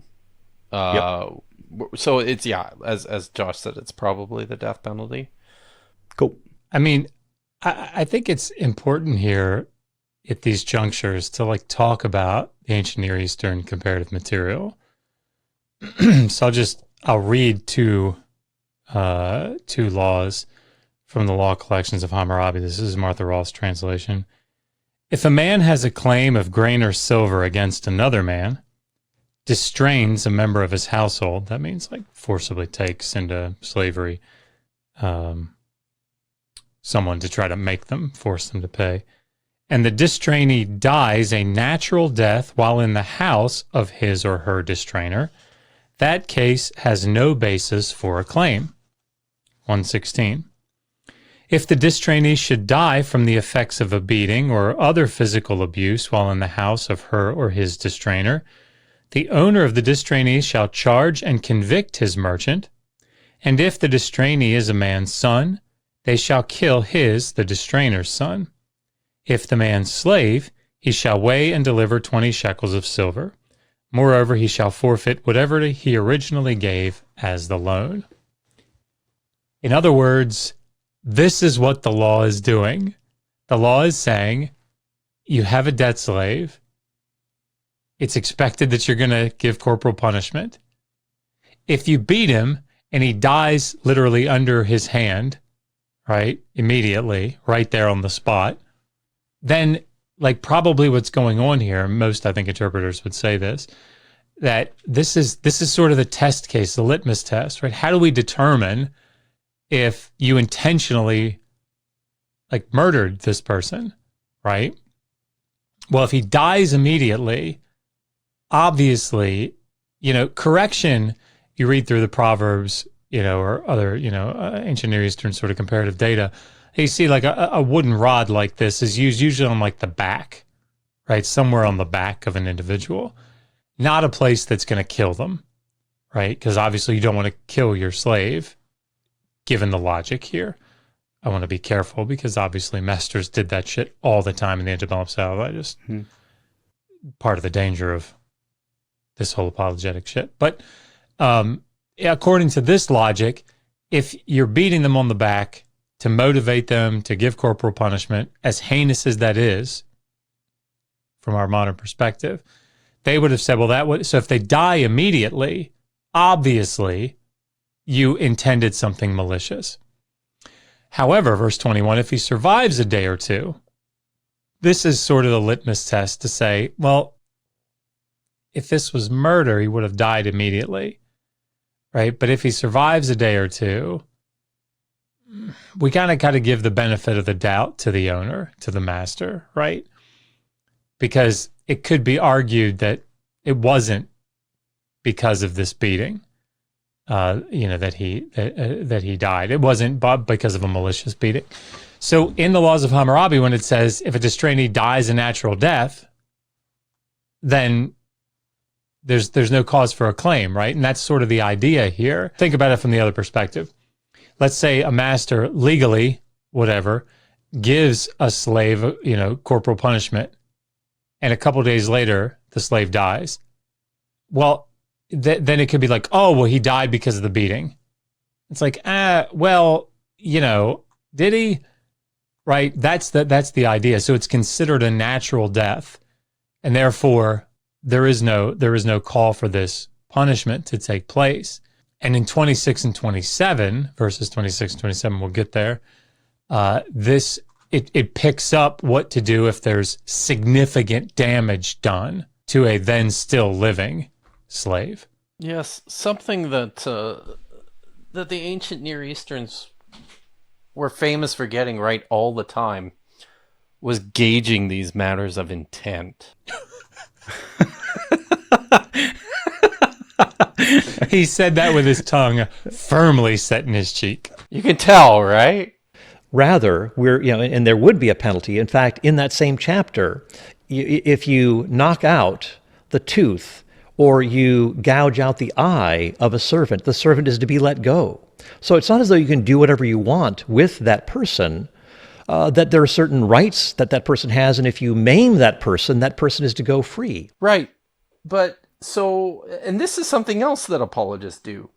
There's provisions for the tooth and the eye. And very often, readers of these texts will say, that means you can't maim a slave at all, right? And no, that's not what that means. I mean, the text, I'm a bit of a purist here, but I take the text seriously, which means that I take it to mean what it says it means, and not to try and extrapolate further without warrant. So very often this happens where these types of readings will get massively expanded to cover all sorts of things that they were never intended to in the first place. Tooth, eye, It's not covering anything else. I mean, just so it's clear, people, I think I always have it stuck out in my mind that Mike Winger is the one that said this. I think I'm right. He made the comment like something as small as Right. That's knocking out an eye, or knocking out a tooth. And like, irrespective of the logic here, and I think there is logic, but irrespective of the logic, like Appendix B of my book is going through every law from the ancient Near East and the Hebrew Bible on battery. Specifically, I did it to address this stupid ass point. Because knocking out an eye can be like 60 shekels plus of silver. And people would make like 10 to 12 shekels a year or something, right? I think is the calculation that I did. Massive loss. So, I mean, like, it's huge. It's some of the most severe stuff that you can do across the board. The eye, the tooth, like hitting in the face is the point. And I think that's the logic behind this, right? That if you're using a wooden rod and you damage someone's eye so much so that they lose it, or you knock out a tooth, where are you hitting them? You're not hitting them in the back, right? You're not hitting them in this, like, the stereotypical place that you would correct somebody. You're trying to do significant damage, right? That's the point. That's why those injuries are so severe. So yeah, just as Kipp's saying, it doesn't mean like, oh, knock out the eye, the tooth. Well, that means if you break one of their fingernails, You can let they them get to go free. Yeah. That's not what it means. Come on, Josh. You've got two eyes. And definitely more than two teeth. So, it's Yeah, all you good. got a bunch of those. That's actually a bit of apologetics, I guess, I've fallen for before, and that is that I did see the extrapolation there, but you're right. It's very much emphasizing hitting in the face, which that's not where you discipline slaves. That's not where you're not going to get them to do what you want. You're just going to be hurting people at that point. Whereas the back, which is what you see a lot of and whatnot, that's interesting point. I hadn't thought about it. We have to extrapolate sometimes. But the point is that this is something that you have to do with great temerity and caution. And And justification. you have to have a good reason. Yeah. Like, is there something in the text here that's giving me, a clear indicator that this is something that this says something more than what it seems to be on the surface. So, I mean, Paul tries to do that. He tries to do just that with this next bit here about medical care. But yeah, you're absolutely bang on the money there with the whole in both situations. Paul's extrapolating something, and so are we or you guys if you're going to say it's about facial damage. But the more that you extrapolate that out, the more of a justification you need, and that very much hits the nail. And so if that person ends up not dying until after a day or two, keep in mind that it's not as though you can pulverize that person to within an inch of his life. As I said, judges know how to assess things. sorry, judges know. Like, maybe that's we have in our minds too, right? Where the minute you see a word like judge within the Hebrew Bible, you always have in your mind the guy with the robe. Here in Canada, they wear like the little thingies and the wigs in the UK there, right, mm-hmm. Stephen? Like, we have this picture of what a judge is, what he does. He's gone through, years of school. He's had all this training. He's had extensive education in the rules of jurisprudence that help guide him in these situations, right? This is not what's happening in the ancient world. The judge, if these are laws that were written, or if this is reflective of a legal system that was in play in the in the divided kingdoms of Israel and Judah, and you're living in a village. The judge in your village is like the oldest guy in the village. He's a farmer just like you, who's been raising his cattle and his sheep and has a family. They don't have any special training. They're just, using their instincts really to try and decide the best course of action to cover for justice. And, with how often the experts get it wrong in our society of excessive training, how confident are we that these guys were very good at making these kinds of decisions in the ancient world? And think about the litmus tests that we even see in the text. I mean, we're looking at one here, but like Deuteronomy 22, right? How do you know if a newly married woman has had sex or not? Well, the parents bring out the blood-stained cloth, right? Right. If somebody dies and nobody sees where they died and they were like in between villages or something, then they have to swear that they didn't know anything about it, right? If somebody gets, has sex outside in a village or outside in the steppe or in the, whatever, and away from the city, then they're going to assume that was rape, because if she cried out, nobody would have heard. But if she had sex inside the city, well, she would have cried out had she, been raped. And so that must be she had consensual sex. She gets put to death. Very good at gauging intent. I picture this scenario where, the old man with all of this incredible expertise, he visits, his friend who's saying, listen, unfortunately, things went bad and my slave died. I did hit him, but he died, a few days later. I mean, what does he do? Does he go in the house? Does he look at the dead slave? Does he lick his finger and wipe it across his forehead and go, oh yeah, it is 3 days? Like, how is this judged? I mean, CSI Shechem. Now, I guess the way that the apologist can respond is by looking at this and going, okay, it's not perfect, but it's still something, like... Right, it's not ideal. It's not Guide's ideal, right? Isn't that the trope? Yeah. That's the trope. This is not... And Matthew 19 corrects this, right? So we're all good. Covers everything. Can I just say, if that CSI show comes out, I'm watching it. No, me too. And that there is, that there are penalties for manslaughter as well, which this would be. We're just not told what that is. But it says, but this also comes in the context of accidental injuries. Just take a look at the preceding context. What do you do when there is an accidental injury? Now, it's not saying accidental injuries are okay. Those are normative. You can go ahead and do whatever you want. No, it's saying in case this happens, what do you do? I realize that some atheists say this, right? I realize that probably many atheists say that, but he's reviewing us. Yep. Right? We're not making the argument that the slave is just somebody you can do whatever you want with. You can just beat them to a bloody pulp within an inch of their life.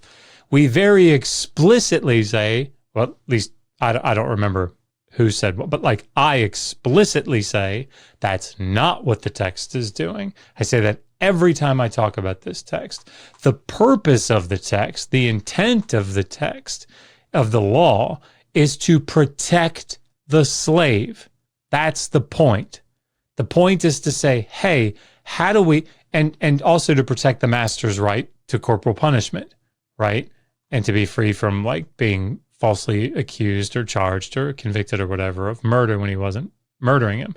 But like, how do we maintain the safety and humanity of the slave from abuse and murder? And how do we maintain the right of the master to physically discipline his slave? Here's how we do it. Guess who else did that, by the way? People in the antebellum South. Yeah. I'm just going to have to take your word on this, Josh, because, I have yet to see anything you guys say anything in this video except to complain like a couple of whiny little bitches about LeBron James. So, I don't know. Well, in the previous incident that there is a reference to medical fees that are being paid for someone who has been injured, for someone who is taking care of those medical fees. And the same, and Harry Hoffner of the University of Chicago, a noted Hittitologist, studied the Hittites. He said that there's a parallel Hittite law that says that if there's a medical fee, that the person who has brought injury is to pay for those medical fees. And Harry Hoffner argues that this actually carries over into this context as well, saying that it says that is his silver, or some translations say he is his silver. That servant, he is his silver. What does that mean? Well, some translations say he is his property. Well, no, it just means that there is, yes, a transaction involved. You are sustaining that person. You're investing in this person, in this indentured servant. So going back to that word of avenged, right, and that there is some disagreement on it, it seems that Paul's happy to go, okay, I'm going to take that for what it's worth and say, that works for what I'm saying here, that they're going to get avenged if they kill the slave. And so, we've got something here that's showing that slave obviously means something, because, that's why the master's going to get punished. But when it comes to the next verse, which describes the slave as the master's property, Paul is not happy to take that at face value. Instead, he spoke about his property actually referring to the medical bill. Like, is this... Am I out my depth? What's happening here? Like, that's an interesting use. This is what apologists do, right? Yeah. I mean, they're out of the one side of out of their mouths, they're happy to go, the consensus of scholars say, and then out of the other side of their mouths, they're going, well, you can't trust the consensus, and there's this really obscure idea that I found in this one journal article published in 1978 that says this.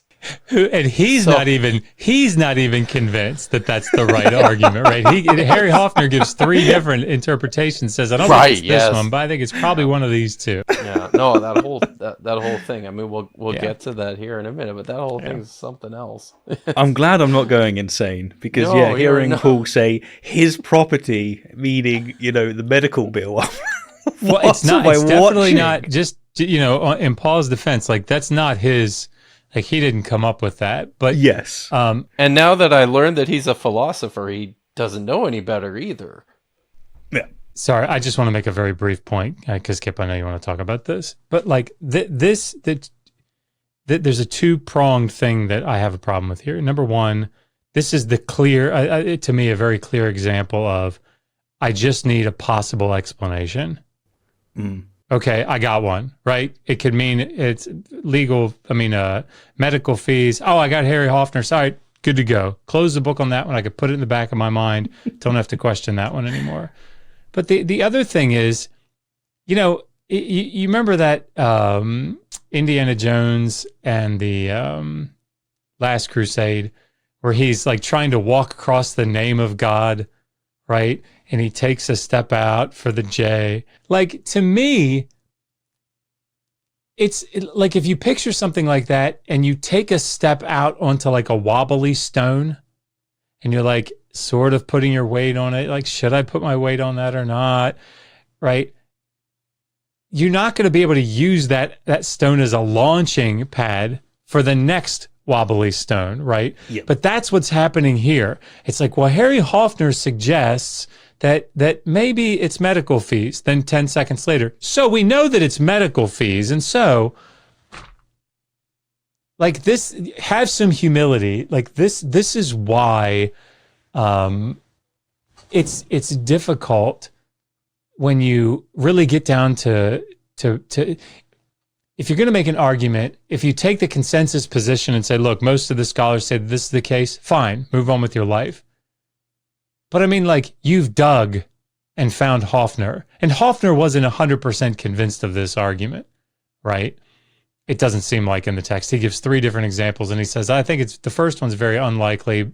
It could be one of these 2. Do you know the, have you looked at the Hittite law that he has in mind here with regards to? Yeah, so this is Hittite Law 10 in the older version. The later version is Law 9.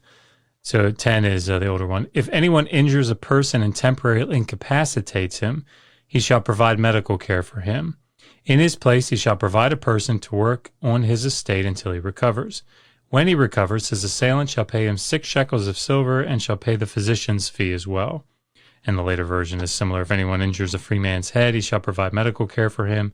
In his place, he shall provide a person to work on his estate until he recovers. When he recovers, his assailant shall pay him 10 shekels of silver and shall pay the 3 shekel physician's fee as well. If it is a slave, he shall pay 2 shekels of silver. So like that, I mean, that is abundantly clear, right? Yes. Like there's no ambiguity on what's going on in that Right.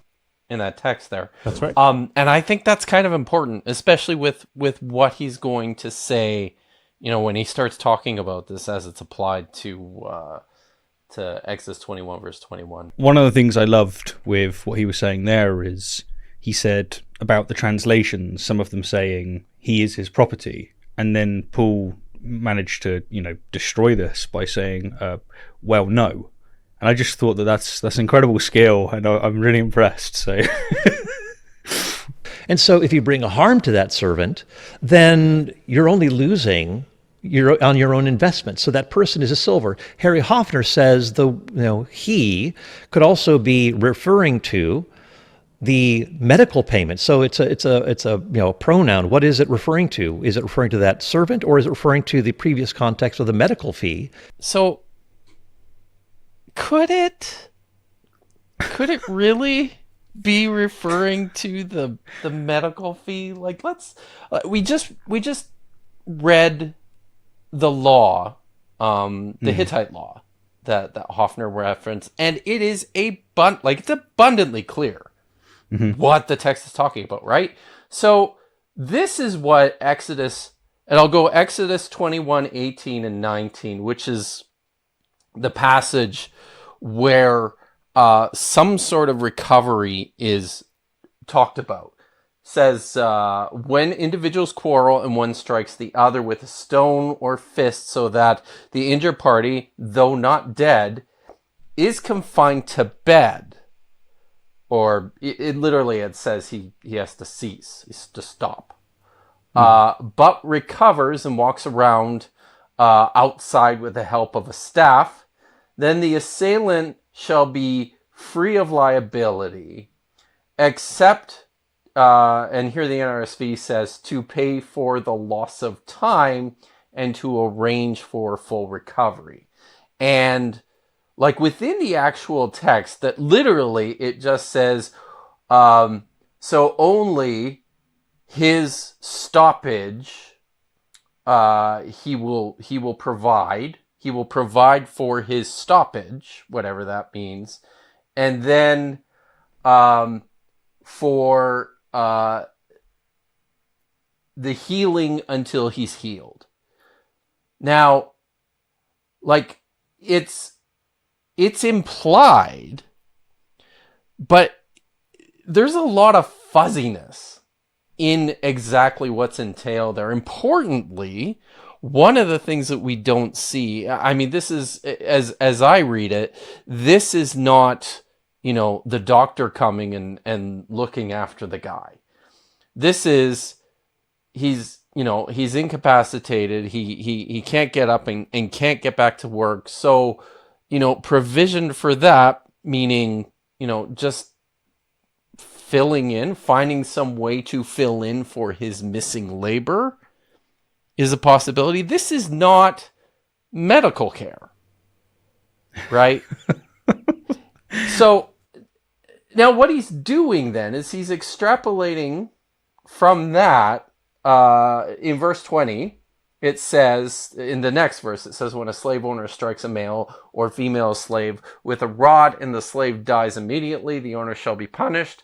But if the slave survives a day or two, there is no punishment, for the slave is the owner's property. And the expression here that is disputed is, it literally says, for he is his silver. That's what it says. And Paul's making this argument here, right? Like, well, what is the he in this passage? The pronoun. It could be the medical treatment, the medical care, right? But this is just, I mean, this is, you don't even have to be able to read the language to see that this is just not how syntax works. Like, there's nothing connecting the pronoun there to, the previous case. Mm-hmm. And if this is something that the Hebrew writer wanted to connect, he certainly could have done that. Like, the Assyrian law is the Hittite law is unambiguous as to what's going on.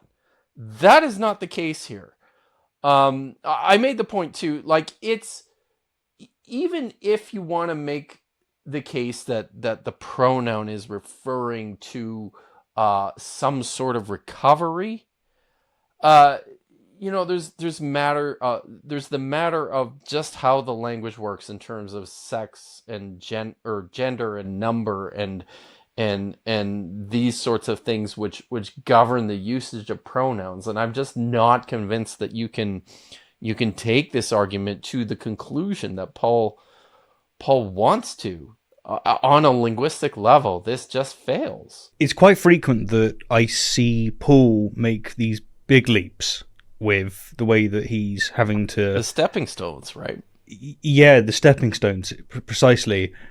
And this one is so bizarre to me that it made me think, I must be missing something.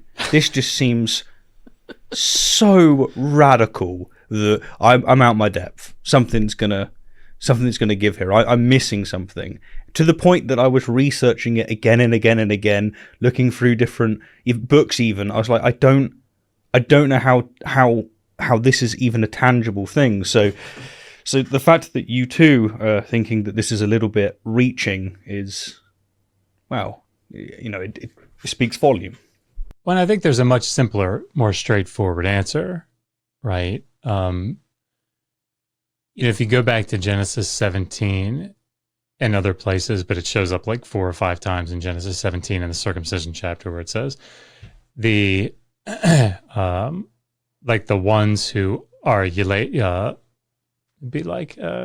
Bait, the houseborn slaves, and the ones purchased with silver, and the Hebrew there is miknat kesef.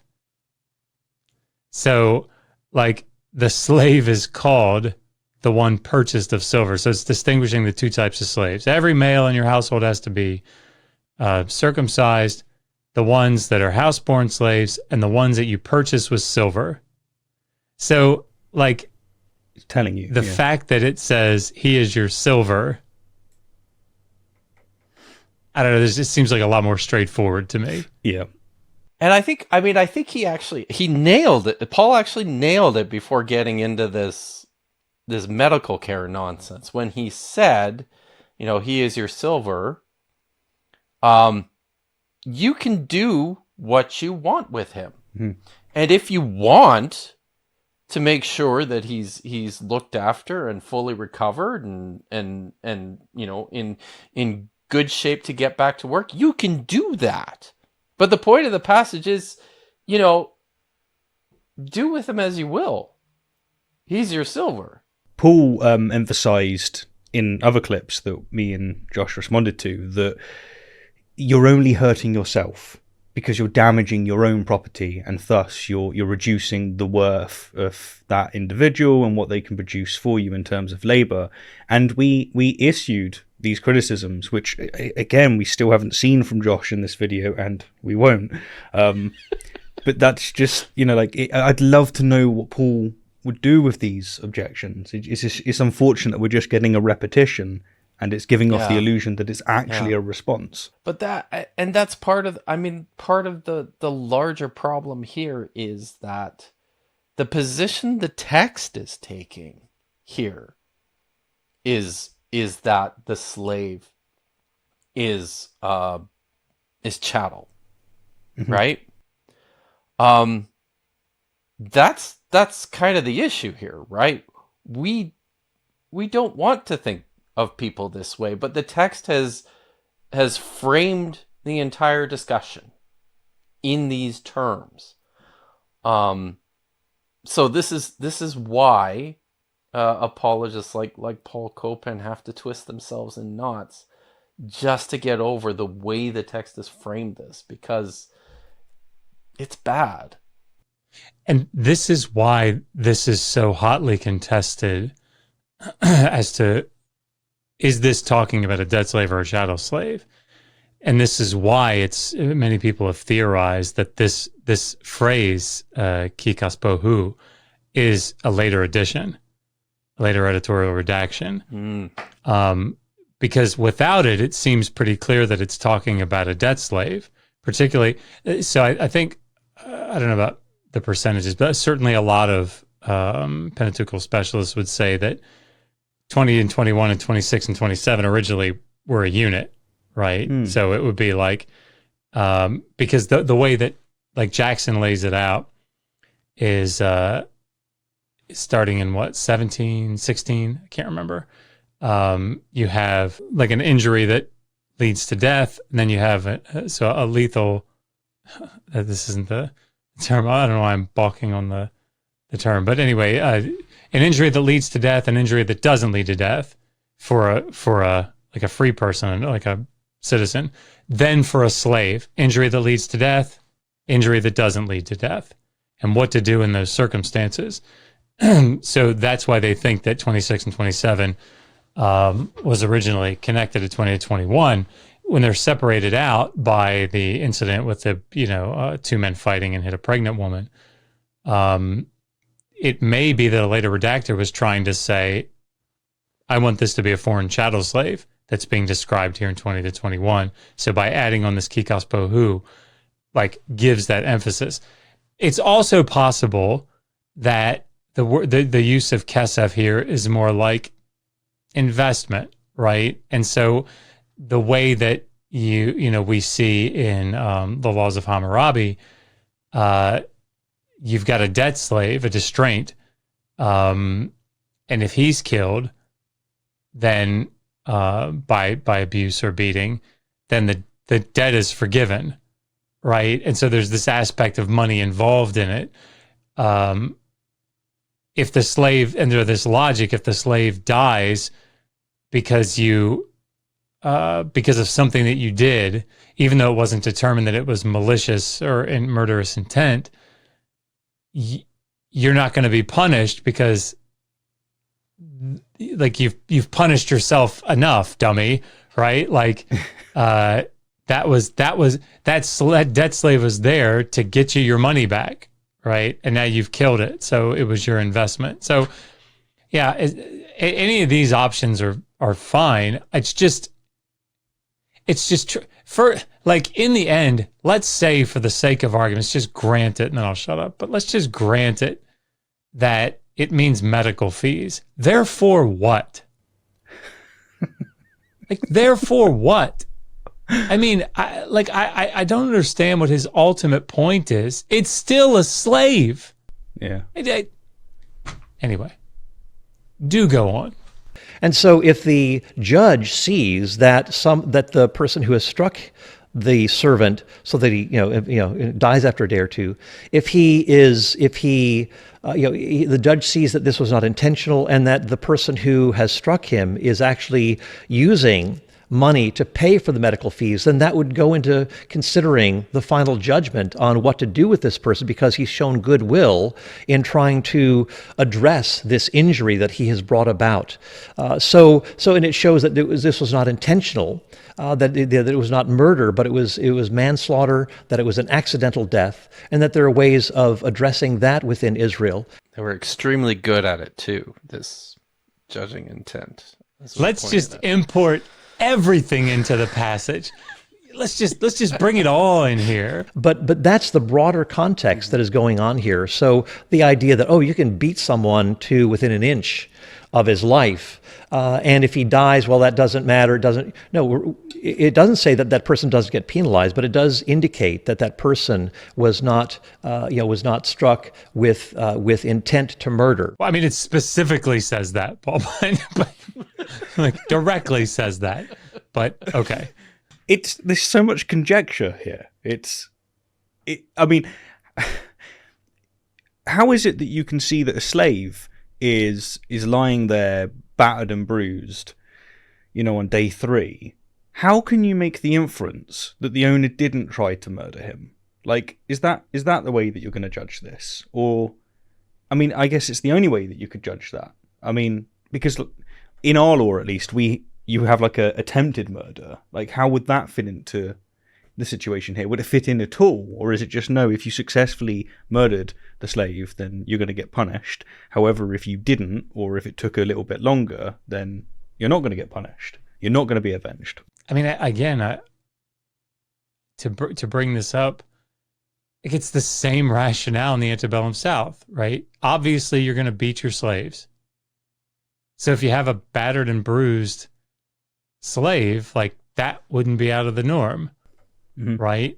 But if they're trying to figure out how to determine if you abused and or murdered your slave, well, like, how do they do that? You can't just look and see if you beat them, because obviously you're going to beat them. It's the severity of the beating. And how do you determine the severity of the beating? Well, one of the ways is how quickly did they die, right? So, like, I don't know. It seems like such a strange hill to try to die on. Just say slavery bad. Just say that. It's okay. It's okay. You could do it. God, slavery bad. It's servitude, kind of a good thing.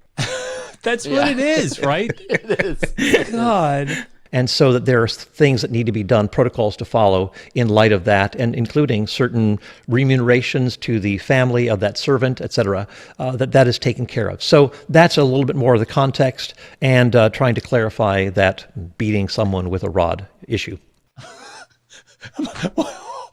Where, Paul? Where? Where is that? I used to get back when I still taught at a university. I used to get really quite upset and offended by this idea that good evangelicals, good apologists are taking the text seriously, right?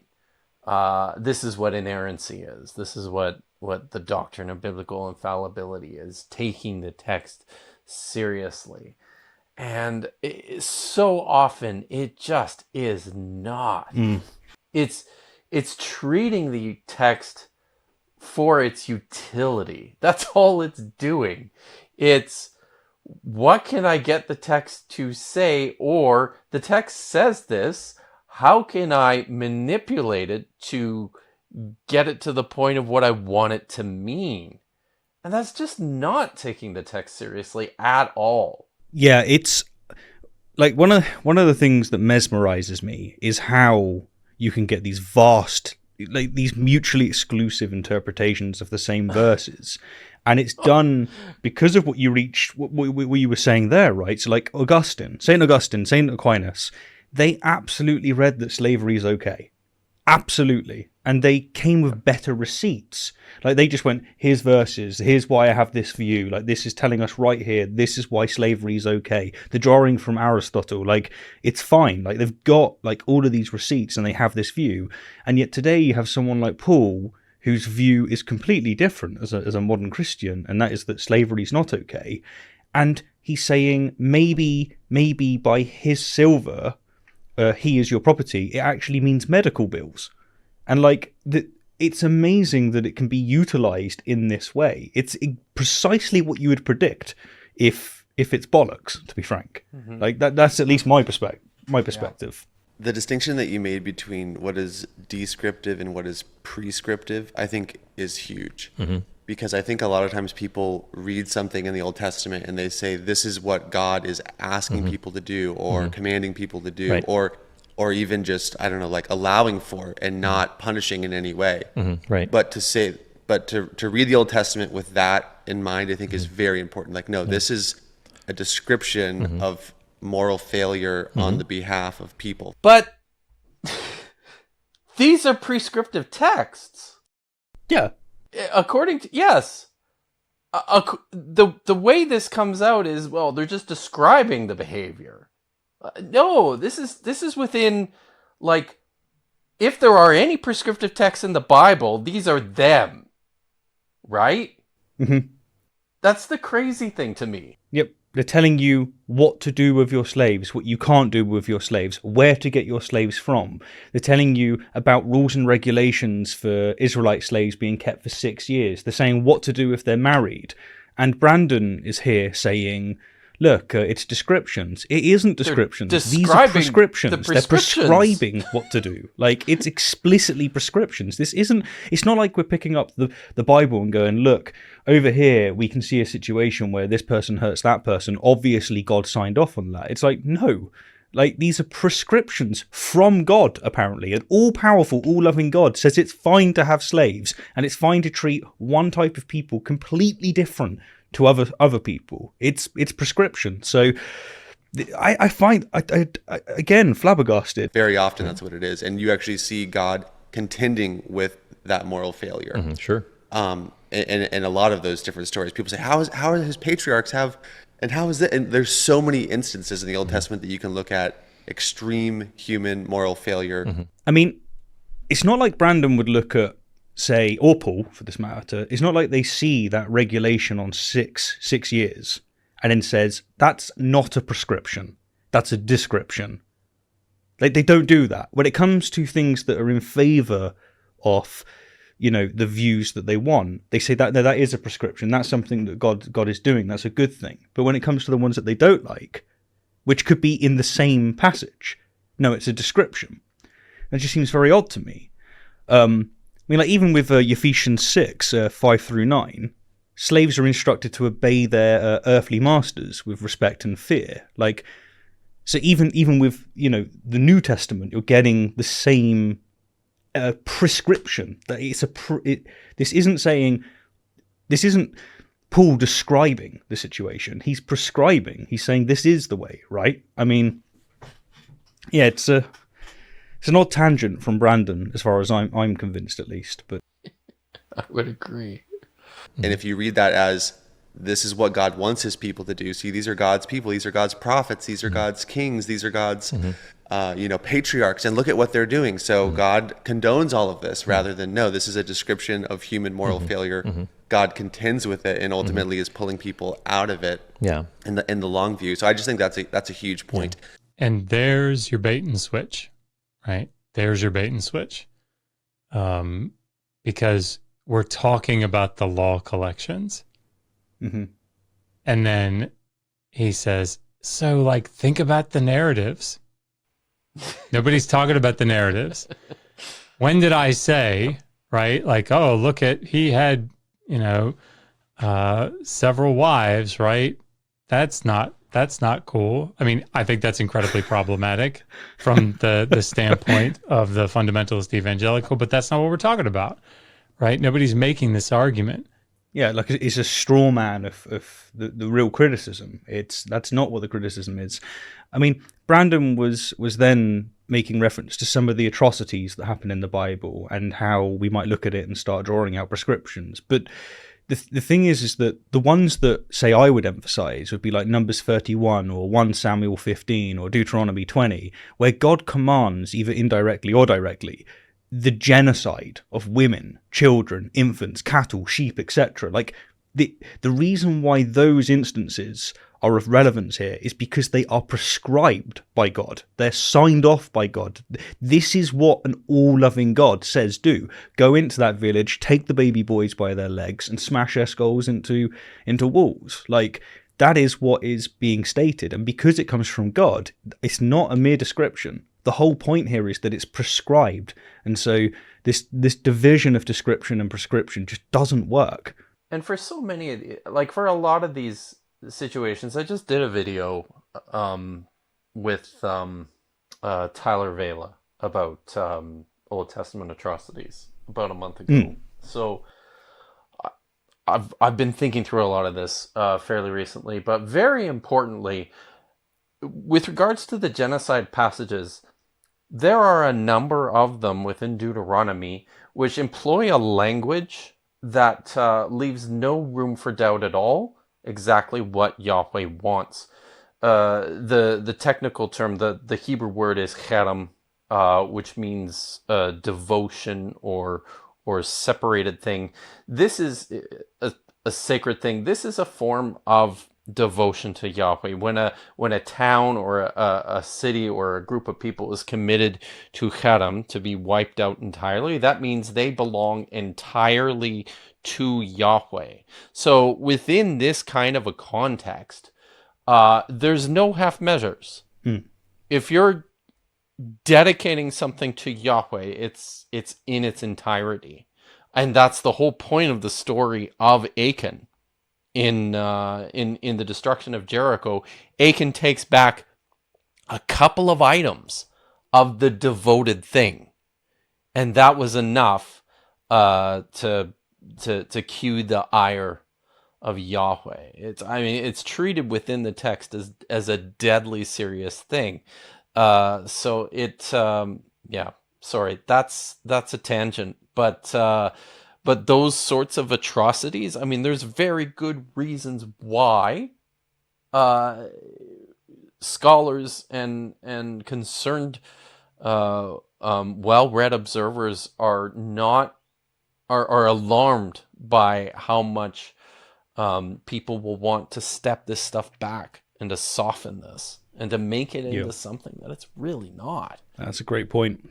I do think that someone maybe more skeptical or a seeker could listen to this conversation, could watch this video that we're reacting to, and there might be just a fundamental question that could arise that I'm curious to hear your thoughts on, which is why not say the Israelites have been freed out of Egyptian slavery and no more slavery at all going forward, like no version of servitude, no nothing like that. What would be your response to something like that? Just in terms of why didn't he just draw like a hard line in the sand and say nothing even remotely similar to what we just got out of in Egypt? That's a great question. It is. I think that's a great point, and fortunately we asked the same thing in our video, but where we didn't get to see it played and then Paul respond to it, Brandon has put it across, and it is a great question. Like, why is it like an all-loving God comes down and makes massive changes to society? Now, why is it that he didn't say, listen, slavery, that ain't a thing anymore, that's wrong, don't do it? Why is it that that's not what he expressed?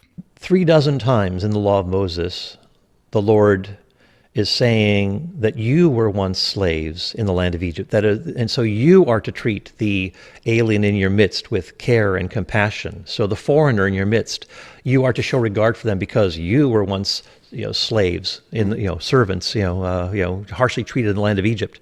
So there is that connection that God is trying to draw, that you are not to replicate those sorts of things in Israel, which means that you see servitude in Israel with another perspective, that if this is the undercurrent of the Mosaic law, that God, I'm the Lord your God who brought you out of the land of Egypt, and then the 10 Commandments come in Exodus 20, you shall have no other gods before me, and so forth. God has brought them out. He's saying, I've done this for you. Now this is how you are to live in light of that redemption, that act of grace, with a spirit of gratitude and so forth. So here is the covenant being made with that as the backdrop. Are we then going to say, oh, therefore God wants to just bring that, slavery, the harsh oppression right back into Israel? No, I think that's reading the law of Moses with a skewed lens, saying, oh, look at that verse, that looks pretty suspicious. And then you basically nix or reject all of these other texts that say, don't oppress, look out for the alien in your midst, love the alien in your midst, and so forth. Well, then you say, those sorts of critics who are charging Israelite law with all of these terrible things, look at this.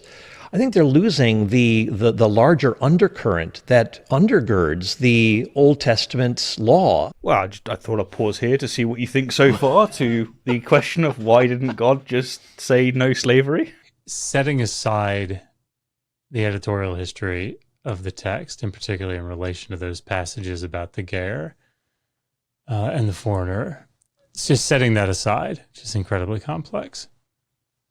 This type of approach, I actually like how Matt Dillahunty, and I'm sure others have done so as well, but I like how he calls it out, where he says, you're ignoring the very plain, clear passages that are specifically about the topic and trying to instead go to like these broader concepts of care to try to like distract away from, like, I pulled from the second millennium BCE a hymn to Shamash, the sun god. And I just, I have a bunch of stuff highlighted here, but this is a hymn that's talking about how all the nations, all the peoples of the world, because it's the sun, right? Mm-hmm. Pray to and worship Shamash, right? So it's talking about it's not just talking about, the people of Babylonia or something. Each and every one is entrusted into your hands. You make their omens the right ones for them. You resolve what perplexes. You heed, O Shamash, prayer, supplications, and blessing, obeisance, kneeling, whispered prayer, and prostration. The feeble one calls you as much as his speech allows him. The meek, the weak, the oppressed, the submissive, daily, ever, and always come before you. He whose family is far off, whose city is distant, the shepherd in the afflictions of the wilderness, the herdsman in trouble, the keeper of sheep among the enemy, come before you. O Shamash, there comes before you the caravan in anxious progress, the traveling merchant, the agent carrying capital. And it goes through all these different people that are in positions of vulnerability. They're under the care and shepherdship, all these vulnerable people of Shamash. Well, couldn't be slavery in Babylonia. I mean, Right? Good grief. Shamash, I mean, he's looking out for the oppressed, right? I mean, certainly the gods wouldn't. He's the one on the top of the stele of Hammurabi. He's not going to endorse laws in Hammurabi about slavery. Come on. It just doesn't work that way, right? I mean, look, let me read you some royal inscriptions. This is Nur Adad. I had my people eat food of all kinds and drink abundant water. I destroyed the brigand, the wicked, and the evildoer in their midst. I made the weak, widow, and orphan content. I mean, look, he's looking out for the vulnerable, right? I mean, here, this is Enmetana. This is back in the early dynastic period. He canceled obligations regarding interest-bearing loans. He canceled obligations for the citizens of Uruk, Larsa, and Bad Tabira. Here's Urukagina.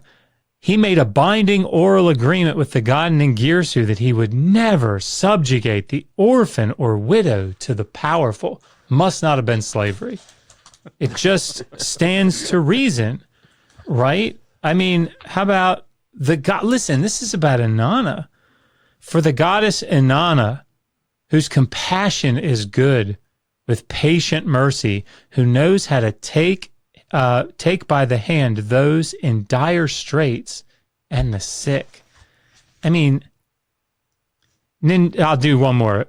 Nidnusha, mighty man, favored of the god Ishtaran, beloved of the goddess Ishtar, viceroy of the city of Dare, just judge, who oppresses no one, who sets free the oppressed man and woman, who establishes justice, who destroys the evil man. I refuse to believe that a king, any king or deity of this, that would take such positions on the weak and the oppressed would do anything like slavery. It just doesn't make any sense, guys.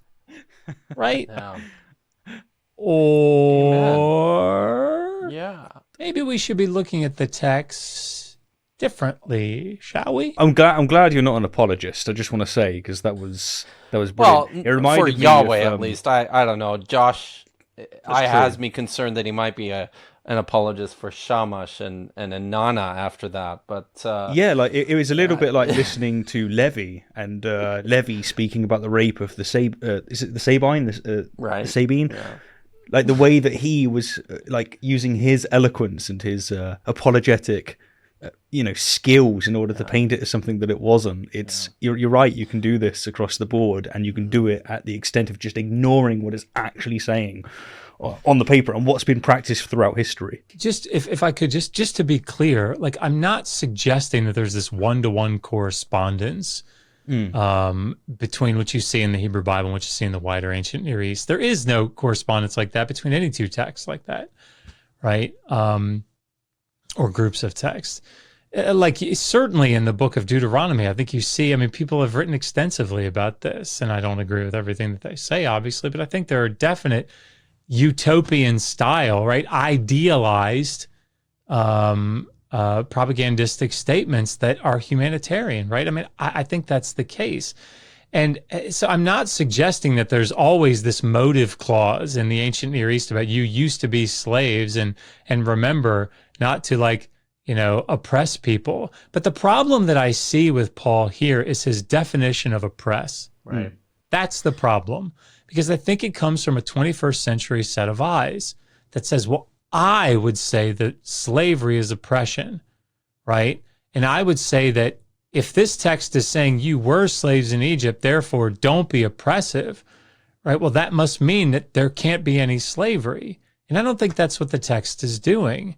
I don't think that they saw the type of slavery that they were, subjecting foreigners to in Leviticus 25 as oppressive in the same way, right? Yeah. So that's sort of the point. Anyway, Kipp, sorry, go ahead. Did you guys see the classic movie, The Ten Commandments? Cecil B. DeMille, Charlton Heston. It's from like the 1950s. It was on TV like every Easter.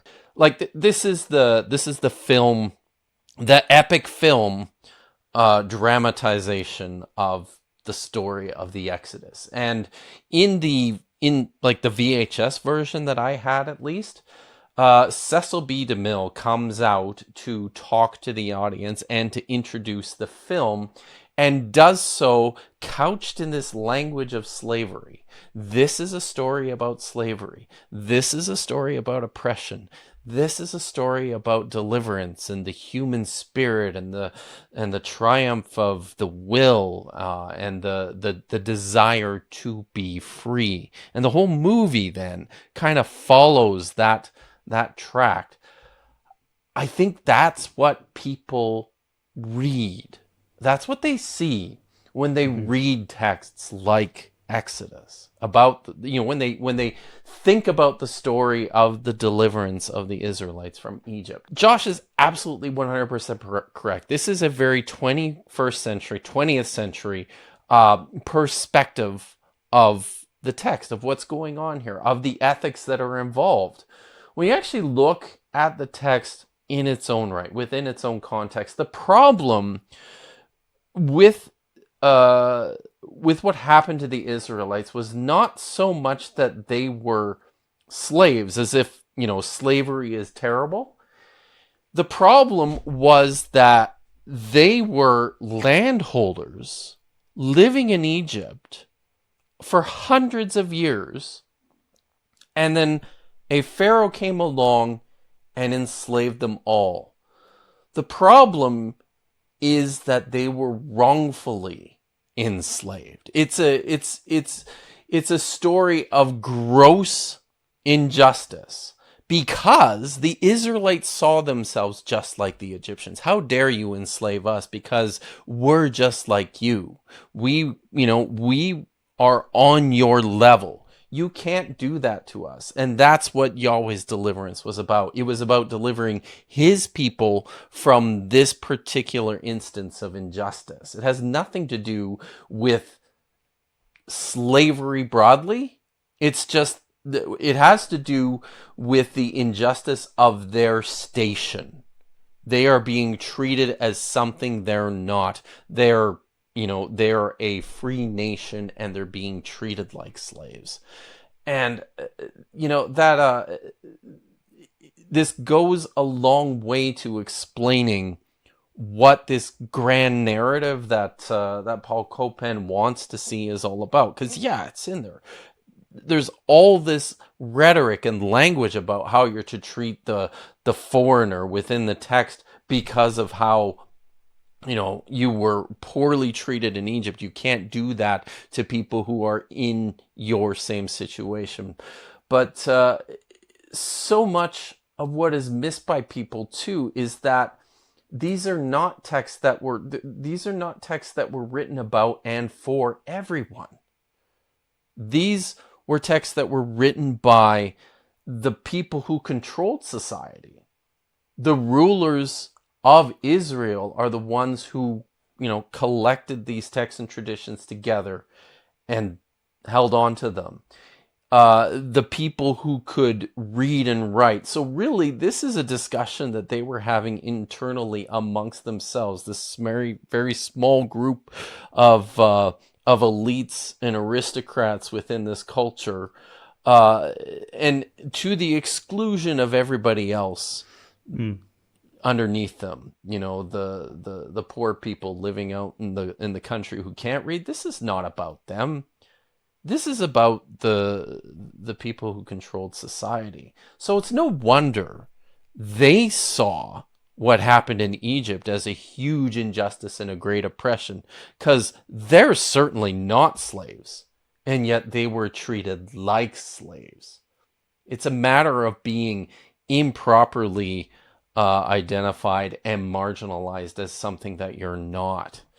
But one of the things that we see throughout the text, and Josh and I have done a debate, and we've been on an excellent panel about slavery on Deep Drinks podcast in the past together. And one of the things that I have focused on, and I really like to focus on, is how much the English translations of these words that appear in the text can often be really misleading. So, whenever the text identifies just an ish, a man, this isn't always just every single human being. Sometimes this is a free Hebrew man, as opposed to an Eved. An Eved is not an ish. An Eved is a slave, which is different from a man in this text. So there are all these categories that get conflated and confused and results in this kind of just egregious equivocation. One of the things that mesmerizes, at least me here, is that this point that Paul's expressing is, remember, apparently an answer to the question of why didn't God just say no more slavery? I forgot. He's accused us of having a surface level understanding of the literature and the history, and he accused us of cherry picking. He was like, "Oh, there's a verse," as if we're the ones going, "Nope, that he's his property. No, that actually means it's the medical bills." As if we're the ones playing this game. I mean, Stephen, as we've said, he did. He did say He did. no more slavery. Yeah, He just said no more slavery for Israelites. Yeah. that's true. And if you ignore the fact that foreigners exist, then we're on the same page as right, Paul. then we're all and good. we're all good. But I mean, I think that's such a huge elephant in the room, I think, for so many of these apologists, is that he did say no more slavery. Mm-hmm. And it's like, Close. Damn. This is what Christianity has done, right? Christianity has democratized these texts so that now they apply to everyone and not just Israel.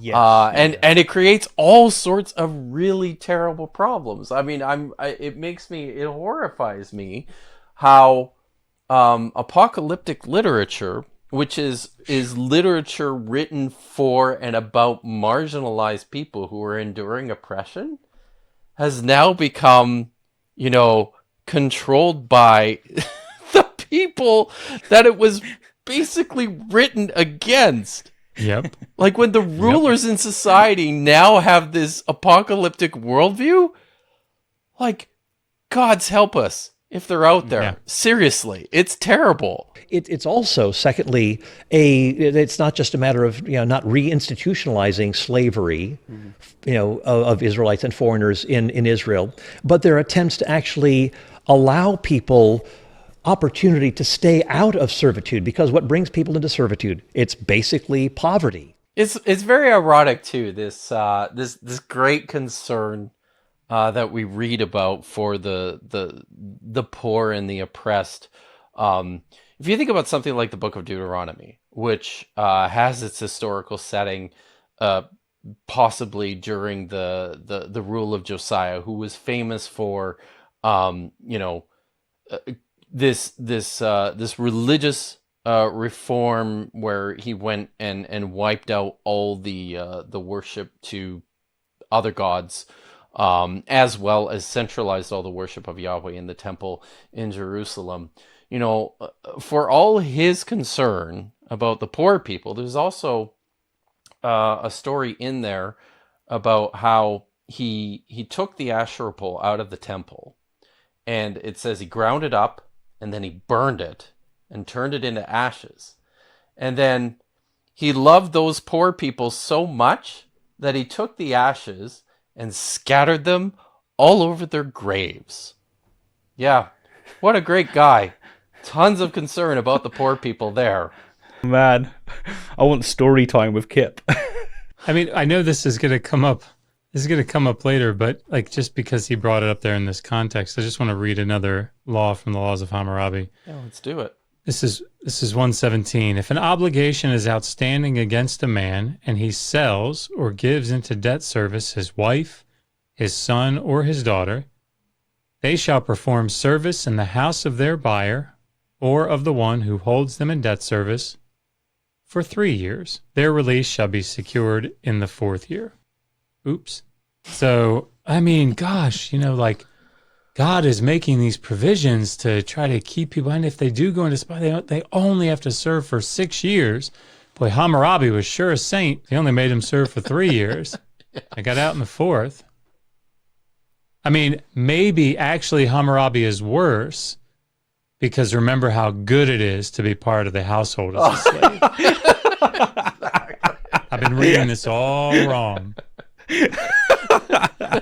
And so you have, for example, gleaning laws, where the poor of the land can glean, like Ruth does in the book of Ruth, gleaning in the fields of Boaz, gathering grain. Not everything has been cut down, but there are the edges of the field or fruit left on the trees that you can pick, that the poor of the land can work for their food, as it were, but also have some kind of general provision for them in order to keep them out of servitude. That there's this limit of 6 years of servitude for those who do contract themselves out, quote, sell themselves into servitude. I'm just astonished that anybody actually believes that that's something that happened.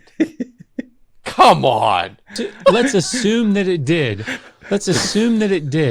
Which would you prefer? Seriously, would you prefer you're a slave to somebody for 6 years, and when you go out, they give you a bunch of grain and wine and stuff, or you serve for 3 years and you go out? Which one are you I'm going to take? taking the 3 years. I'll take the 3 years, please. So, I mean, even with the provisions of Deuteronomy 15 that are, I think, utopian, you could make the argument that Hammurabi is still better. Or being a slave in Babylon was just so much worse that they had to get them out of there sooner. That's what they were because thinking. Yep. It's like a slavery because they're part of the speed run. family. in Israel. Another thing I want to, like, this idea about having, like, the gleaning laws. There's no way to regulate that, right? Like, these are, many of the stuff that we see within the law codes are, like, as we've mentioned, prescriptive. This is what Yahweh wants you to do. But there's tons of this stuff that there is just no way to enforce this. And it really just rested on the goodness of people's heart to do this kind of thing, which is what human beings in every culture have been doing since the beginning of time. And if we suppose that there's an all-loving God, would the regulations that come across be so illy written as what you're pointing out, like where it's almost impossible to evaluate these things? Or would it be more definitive or something that's more easier to work with? It's like one of those things, would you expect to see this under theism, or would you expect to see this if it's actually just written by people, you know? Yeah, I don't know. If you're writing a perfect law code, maybe you want to start by mandating a police force. Not a bad start. Then keeping them in this position of servitude, God is saying, no, let them go. You're not to institutionalize servitude. So that those are a few things. We'll come to Leviticus 25 in a bit, in this conversation, and so we go into more detail on that point. But there are certain provisions, and God is basically just regulating the matter of servitude. He's not trying to institutionalize, and I think it's important that we remember the difference between institutionalizing and regulating. Regulating means to prevent abuses, to prevent people from going into servitude in the first place, encouraging people who have relatives who have means to buy them out of prospective servitude and so forth. So you have all these provisions that are being made for the Israelites to keep them from getting further and further into poverty and then remaining in this position of servitude. No answer. No answer, yeah. Like, just a reminder, like, the question that Brandon asked is, why is it that God didn't say no more slavery? And we got that. There's no answer there. Is that it? It's hard? I don't get it. I want an answer. I want to know why. The standard of living is so high for us today. Anybody watching this YouTube video, video has such a comfortable life and such a high standard of living that we measure all of these scenarios in the ancient Near East against, and everything appears terrible, brutal, barbaric. Yeah. And I think that it's really easy to look down your nose at any of these scenarios from a comfortable moral high ground. But I really resonate with what Brandon's saying here, because I do feel like people stand on the shoulders of their ancestors to piss in their face. But the problem here is that we're talking about God, and we're talking about something that has the attributes of being all-powerful and all-loving. So when an atheist, or say an atheist is looking at the fact that women's rights have progressed over the years, that gay rights have progressed over the years, that animal rights are progressing over the years, that men's rights are progressing over the years, that slavery is no longer accepted, and we get apologists not reading it as Aquinas and Augustine did, all of this can be made sense of under an atheist worldview, and it's expected, and you should have the humility that Brandon is expressing here to look at your ancestors and go, look, you're under different situations to I have a very privileged life, and I'm lucky to have this life. It's the best probably it's ever been. And so I need to be careful and very compassionate and empathetic with any judgments that I make. But this isn't true of God. God is all-powerful and all-loving. Theists insist that there's a universal objective fabric to the universe, that it's true now and it's been true from the get-go. And so you don't get to have this utility of having an explanation for why things are changing over time. We do, but you don't. You need to have a way of cashing this out. And this is why this is a problem for you, Brandon. It is a problem for Christianity. And although I've never been a theist myself, at least not like someone that was part of a specific religion, this would be one of the biggest problems for me. I would say this is such a big problem. So to see it hand waved away like this is really problematic by my lights. Israel, but in either scenario, we're talking about really, really hard times in human history. Sure. And I just think that that's important to have at the forefront of this. Is it's very lazy to just measure everything from the modern privilege that we have today, and then to say, oh, well, look at this, there's this one thing that's bad there, and this one thing, this all just sounds barbaric. And why didn't they just choose to live in a 3-2 with a white picket fence? What's wrong with these people? Why is God so harsh against humans? Yeah. So here he's making this argument, right? That and it's sort of the William Webb argument, this redemptive hermeneutic that God is just making things progressively better over time, and that this is not a completed project even up to now. But it's just so much bullshit. Josh read a handful of texts, ancient Near Eastern texts, probably all of which predate any text ever written in the Hebrew Bible, right?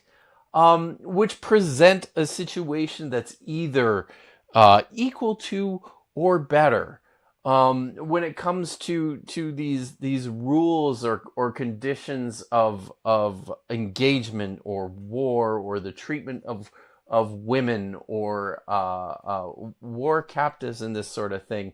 It's so much of the stuff you hear is utter nonsense, because these people aren't reading broadly enough in the ancient Near Eastern literature to see comprehensively enough where the Bible fits. It feels like so often they look at the text and they just assume this must be an improvement, because I can't come up with a better explanation, and it's troubling. So it must just be that it's better. With this planting of this concept of like God plants this seed and it takes 2,000 years to come to fruition. 2,000 years, or even longer, depending on like which religion you're going for. And you've got like it mesmerizes. I keep using that word, but I am genuinely incredulous of how people can go, look, God puts down this scripture, and what happens is slavery is a staple thing across history up until very, very recently. Women being subordinated and treated essentially as second-class citizens, if not straight up as second-class citizens. It's ubiquitous. It happens across the board. All of the great saints like say the most horrifically sexist things because it's normal. I mean, Martin Luther, he said, he asked himself a question. He said, why is it that women mature faster than men? He said, oh, it's easy. It's for the same reason that that weeds grow faster than roses. And like this is like normal rhetoric, normal statements being made throughout all of history. And yet what happens is, as Christianity is actually losing power, as religion is losing power in the West, and you have the Enlightenment and you have a push towards, we don't want your religion anymore, we're meant to believe that that is when God's seed erupted. Like this is such bollocks, and yet this is taken seriously by so many people. It's when I see these narratives that I realize I will never be a religious man, because I cannot swallow this shit. I just can't. Like, this is such nonsense to me. Hard to improve on what you've said, and it's what C.S. Lewis said when he talked about chronological snobbery, where it's easy to kind of look down upon that previous era. Look at how bad those things were. Look at how terrible life was back then. If we lived back then, we would have done it totally differently. And that just does not show a charitable and sympathetic understanding of how history develops, economies develop, how mindsets develop, and that as we look at what's going on in ancient Israel, we see God stepping into this situation and giving Israel a much improved mindset in terms of the equality, fundamental equality of all people, made in the image of God, male and female, no hierarchy. Israel is basically seen as a democratized society. But I don't think that's, hold on, I just want to say this quick, right? Like, I don't think that's the point, right? Like, I never looked back and thought I would have done things differently. I look back and say, things were really different and they're better now. We can say that. There's no harm in saying that and pointing out this difference. It's not like we're better. It's not chronological snobbery. It's just the basic recognition of what's happened. Yeah. So in that sense, you could say the average diet of us today is better than the average diet that was in many historical locations. That's not snobbery. It's just true. That's the bait and switch, I think. Again, I don't know that he's intentionally doing it, but the argument from the atheist in this context is, if an all-loving God, an all-powerful God, why didn't he do this? And the interviewer is saying, well, I would have done it totally differently. That's not what the atheist is saying. The atheist is saying, why didn't the all-powerful, all-knowing deity do it differently? But this is where they get to accuse atheists of that arrogance, because the atheist will say, look, this doesn't look right. And they go, oh, so you think that you know better than God? That's like part of the humility driving here, where it's like, God's all-powerful and all-knowing. Maybe this is just the best way to arrange things in order to achieve the greater good in the end. And you get into theodicies, and essentially it's a variation of the problem of evil. Operate under the same rules in Israel. So you see, that it's not optimal, but there is at least this effort to legislate to such a degree that you see what God's ideals are, pointing beyond some of the realities on the ground to remembering the creation framework of male and female equality, fundamental social equality, and so forth. That just sounds completely wrong to me. Women have not been seen as equal to men, where he's emphasizing male and female there. Like, that's just not the case. I mean, I have nothing else to say other than, like, citation needed, please, Paul. So he's kind of, I'll say this, he's kind of capitalizing on what might be an actual historical reality taking place within the region of Palestine, with the emergence of Israel. Some scholars will suggest that Israel kind of came out of this this period when the great empires sort of crumbled, and there was this focus on power within independent city-states, and Israel sort of emerged out of that as these people moving away from the cities into the wilderness, kind of a getting back to your roots sort of thing, a simpler life. And so much of the ethic of simplicity is getting into this, and many of these sorts of texts are preserved. These sorts of ideas are preserved within the Bible, which, as I said, is like, it's not univocal, right? They're in there, but it's not the whole thing. The idea of the tribal league might have, been an actual thing once upon a time, but yeah, it's something that developed over a long period of time and was long gone by the time any of these texts were written down. That brothers and sisters, that's how you look at each other, and that even the foreigner and the Israelite were to operate under the same rules in Israel. So you see, that it's not optimal, but there is at least this effort to legislate to such a degree that you see what God's ideals are, pointing beyond some of the realities on the ground to remembering the creation framework of male and female equality, fundamental social equality, and so forth. I mean, it's just kind of funny that he can say that with a straight face. Yeah. Fundamental male-female equality. I would just recommend, I would recommend that Dr. Copan read Raymond Westbrook's article.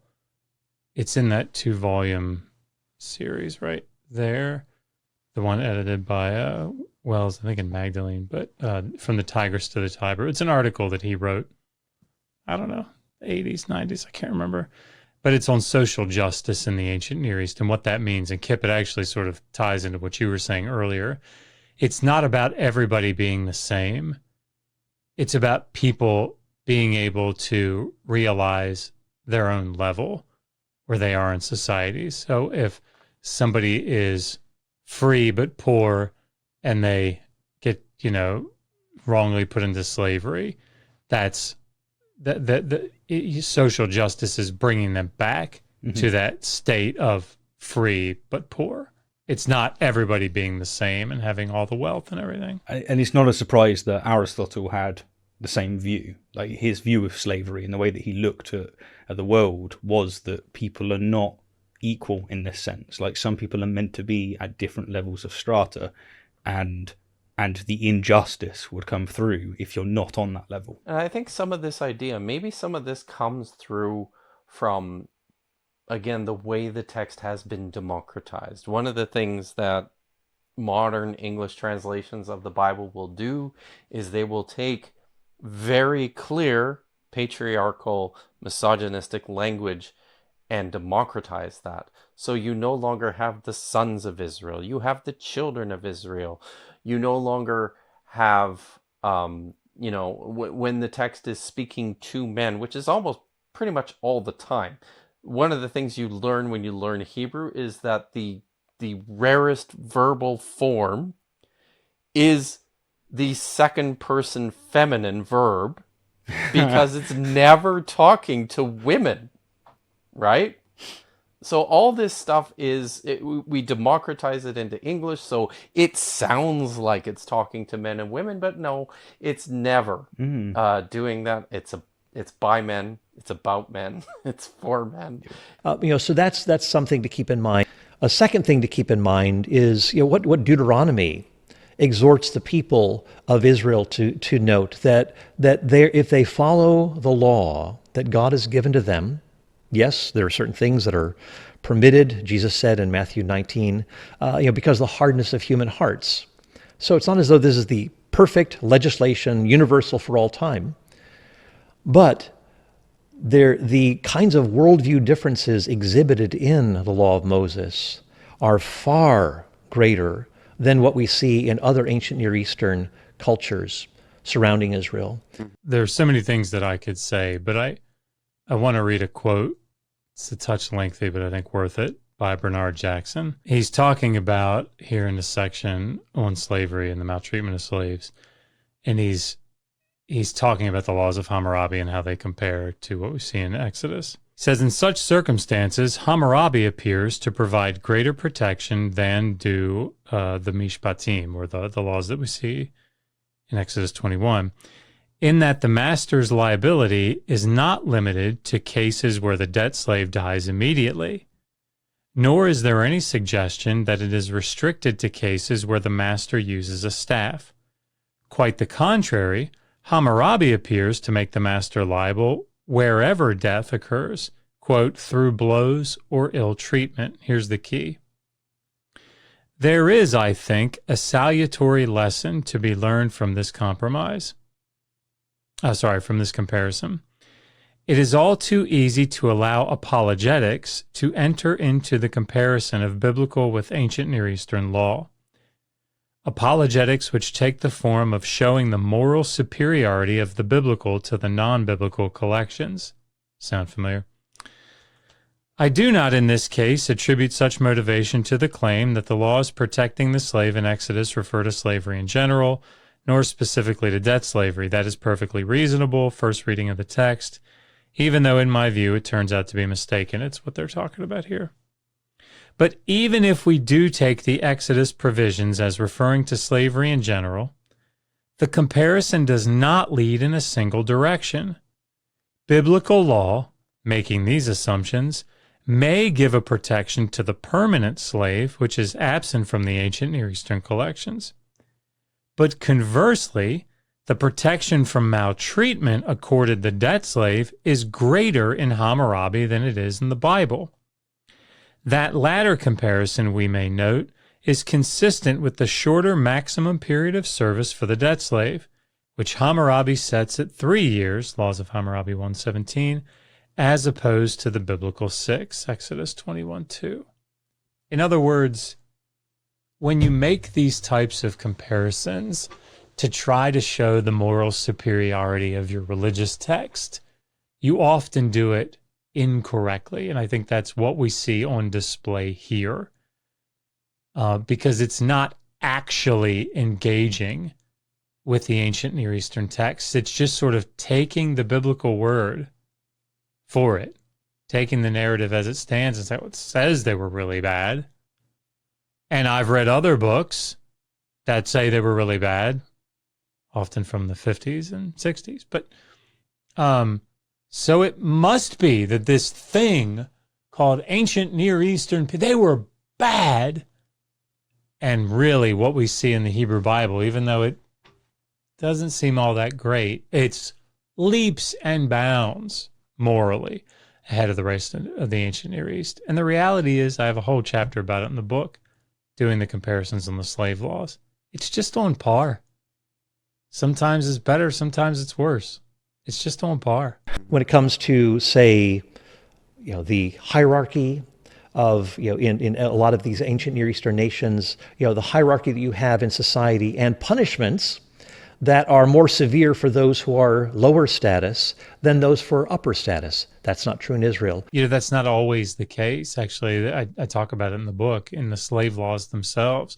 There's some actually really tricky ancient Near Eastern texts that seem to, in some cases, favor the lower class individual than the upper class. It's not often, but it is sometimes that happens. But I mean, the same is true in the Hebrew Bible. You just don't have the distinct classes of like a free person and like an awilam, a mushkanim, and a wardum, right? You don't have those distinct classes, but you do have free people and slaves, and they get treated differently. So I mean, give me a break.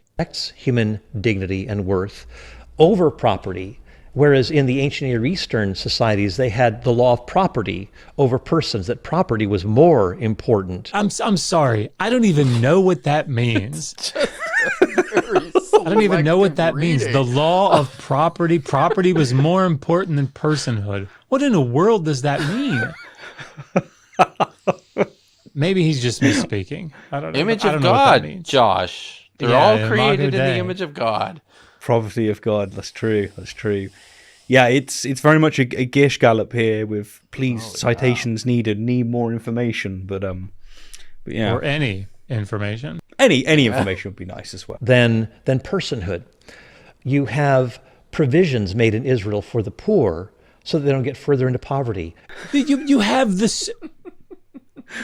Here's an example of standing on the shoulders of giants to piss in their faces, right? Ancient Near Eastern, kings in the ancient Near East,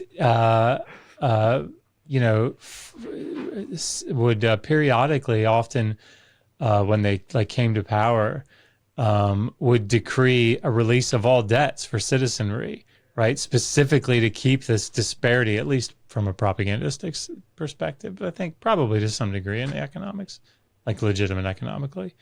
They declare these freedoms. But I mean, if we're taking the text as it stands and just trusting it, well, I mean, God, I'll read to you 100 different examples from the royal inscriptions of how the kings are the best of the best of the best because they take care of the citizenry and make sure nobody gets oppressed and goes into debt. The law worked so good, then why did Jeremiah have to come along and complain about the injustices being committed in Jeremiah 34? Concern for those who are foreigners. And of course, Israel has the narrative to care for the foreigners in your midst. Yeah, give me a break.